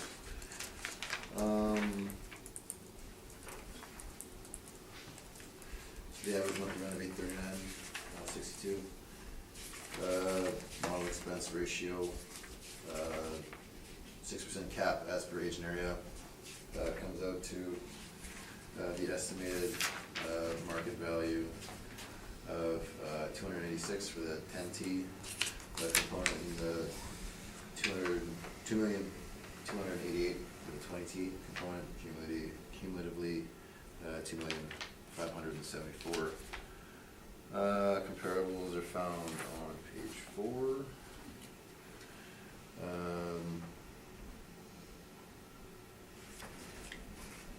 These properties,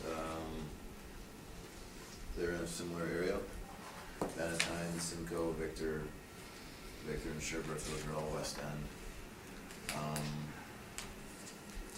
They do have newer effective year built than the property. However, there are some 3-bedroom units and 1 4-bedroom unit on record for 539 Bannatyne. Average monthly rent falls below that of the comparables. $647 Sherbrooke is actually like a multi-family conversion. So a model was used on this property.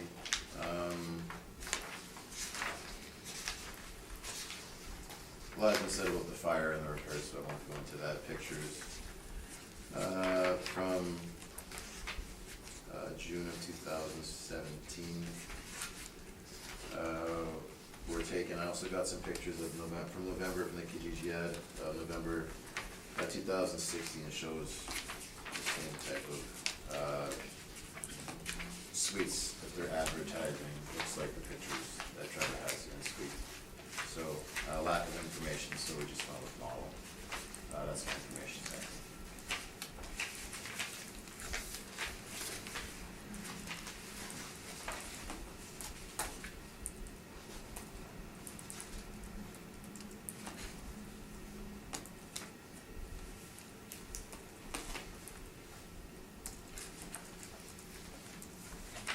Sorry. I was reading something. Questions? You didn't have the opportunity to inspect this property? No. Okay. My only other question, I guess, if the income being generated on the property following renovation is lower than your model, would that appear to be fair? Well, we'd have to look at the expenses too. I'm just speaking specifically about the income. I mean, if it's close, then perhaps the expenses would garner value, would make up the difference. Those are all of my questions, thank you. Thank you. Mr. Stennon? I have no questions. I have no questions. I'm just going to actually redirect Mr. Smith. Do you have any numbers on how much was spent on the rentals?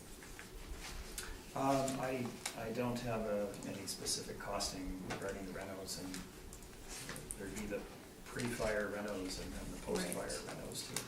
Right. And I have no questions of Mr. Baracus. Any wish for summation on this property? No. No. Thank you very much for your time. Thank you.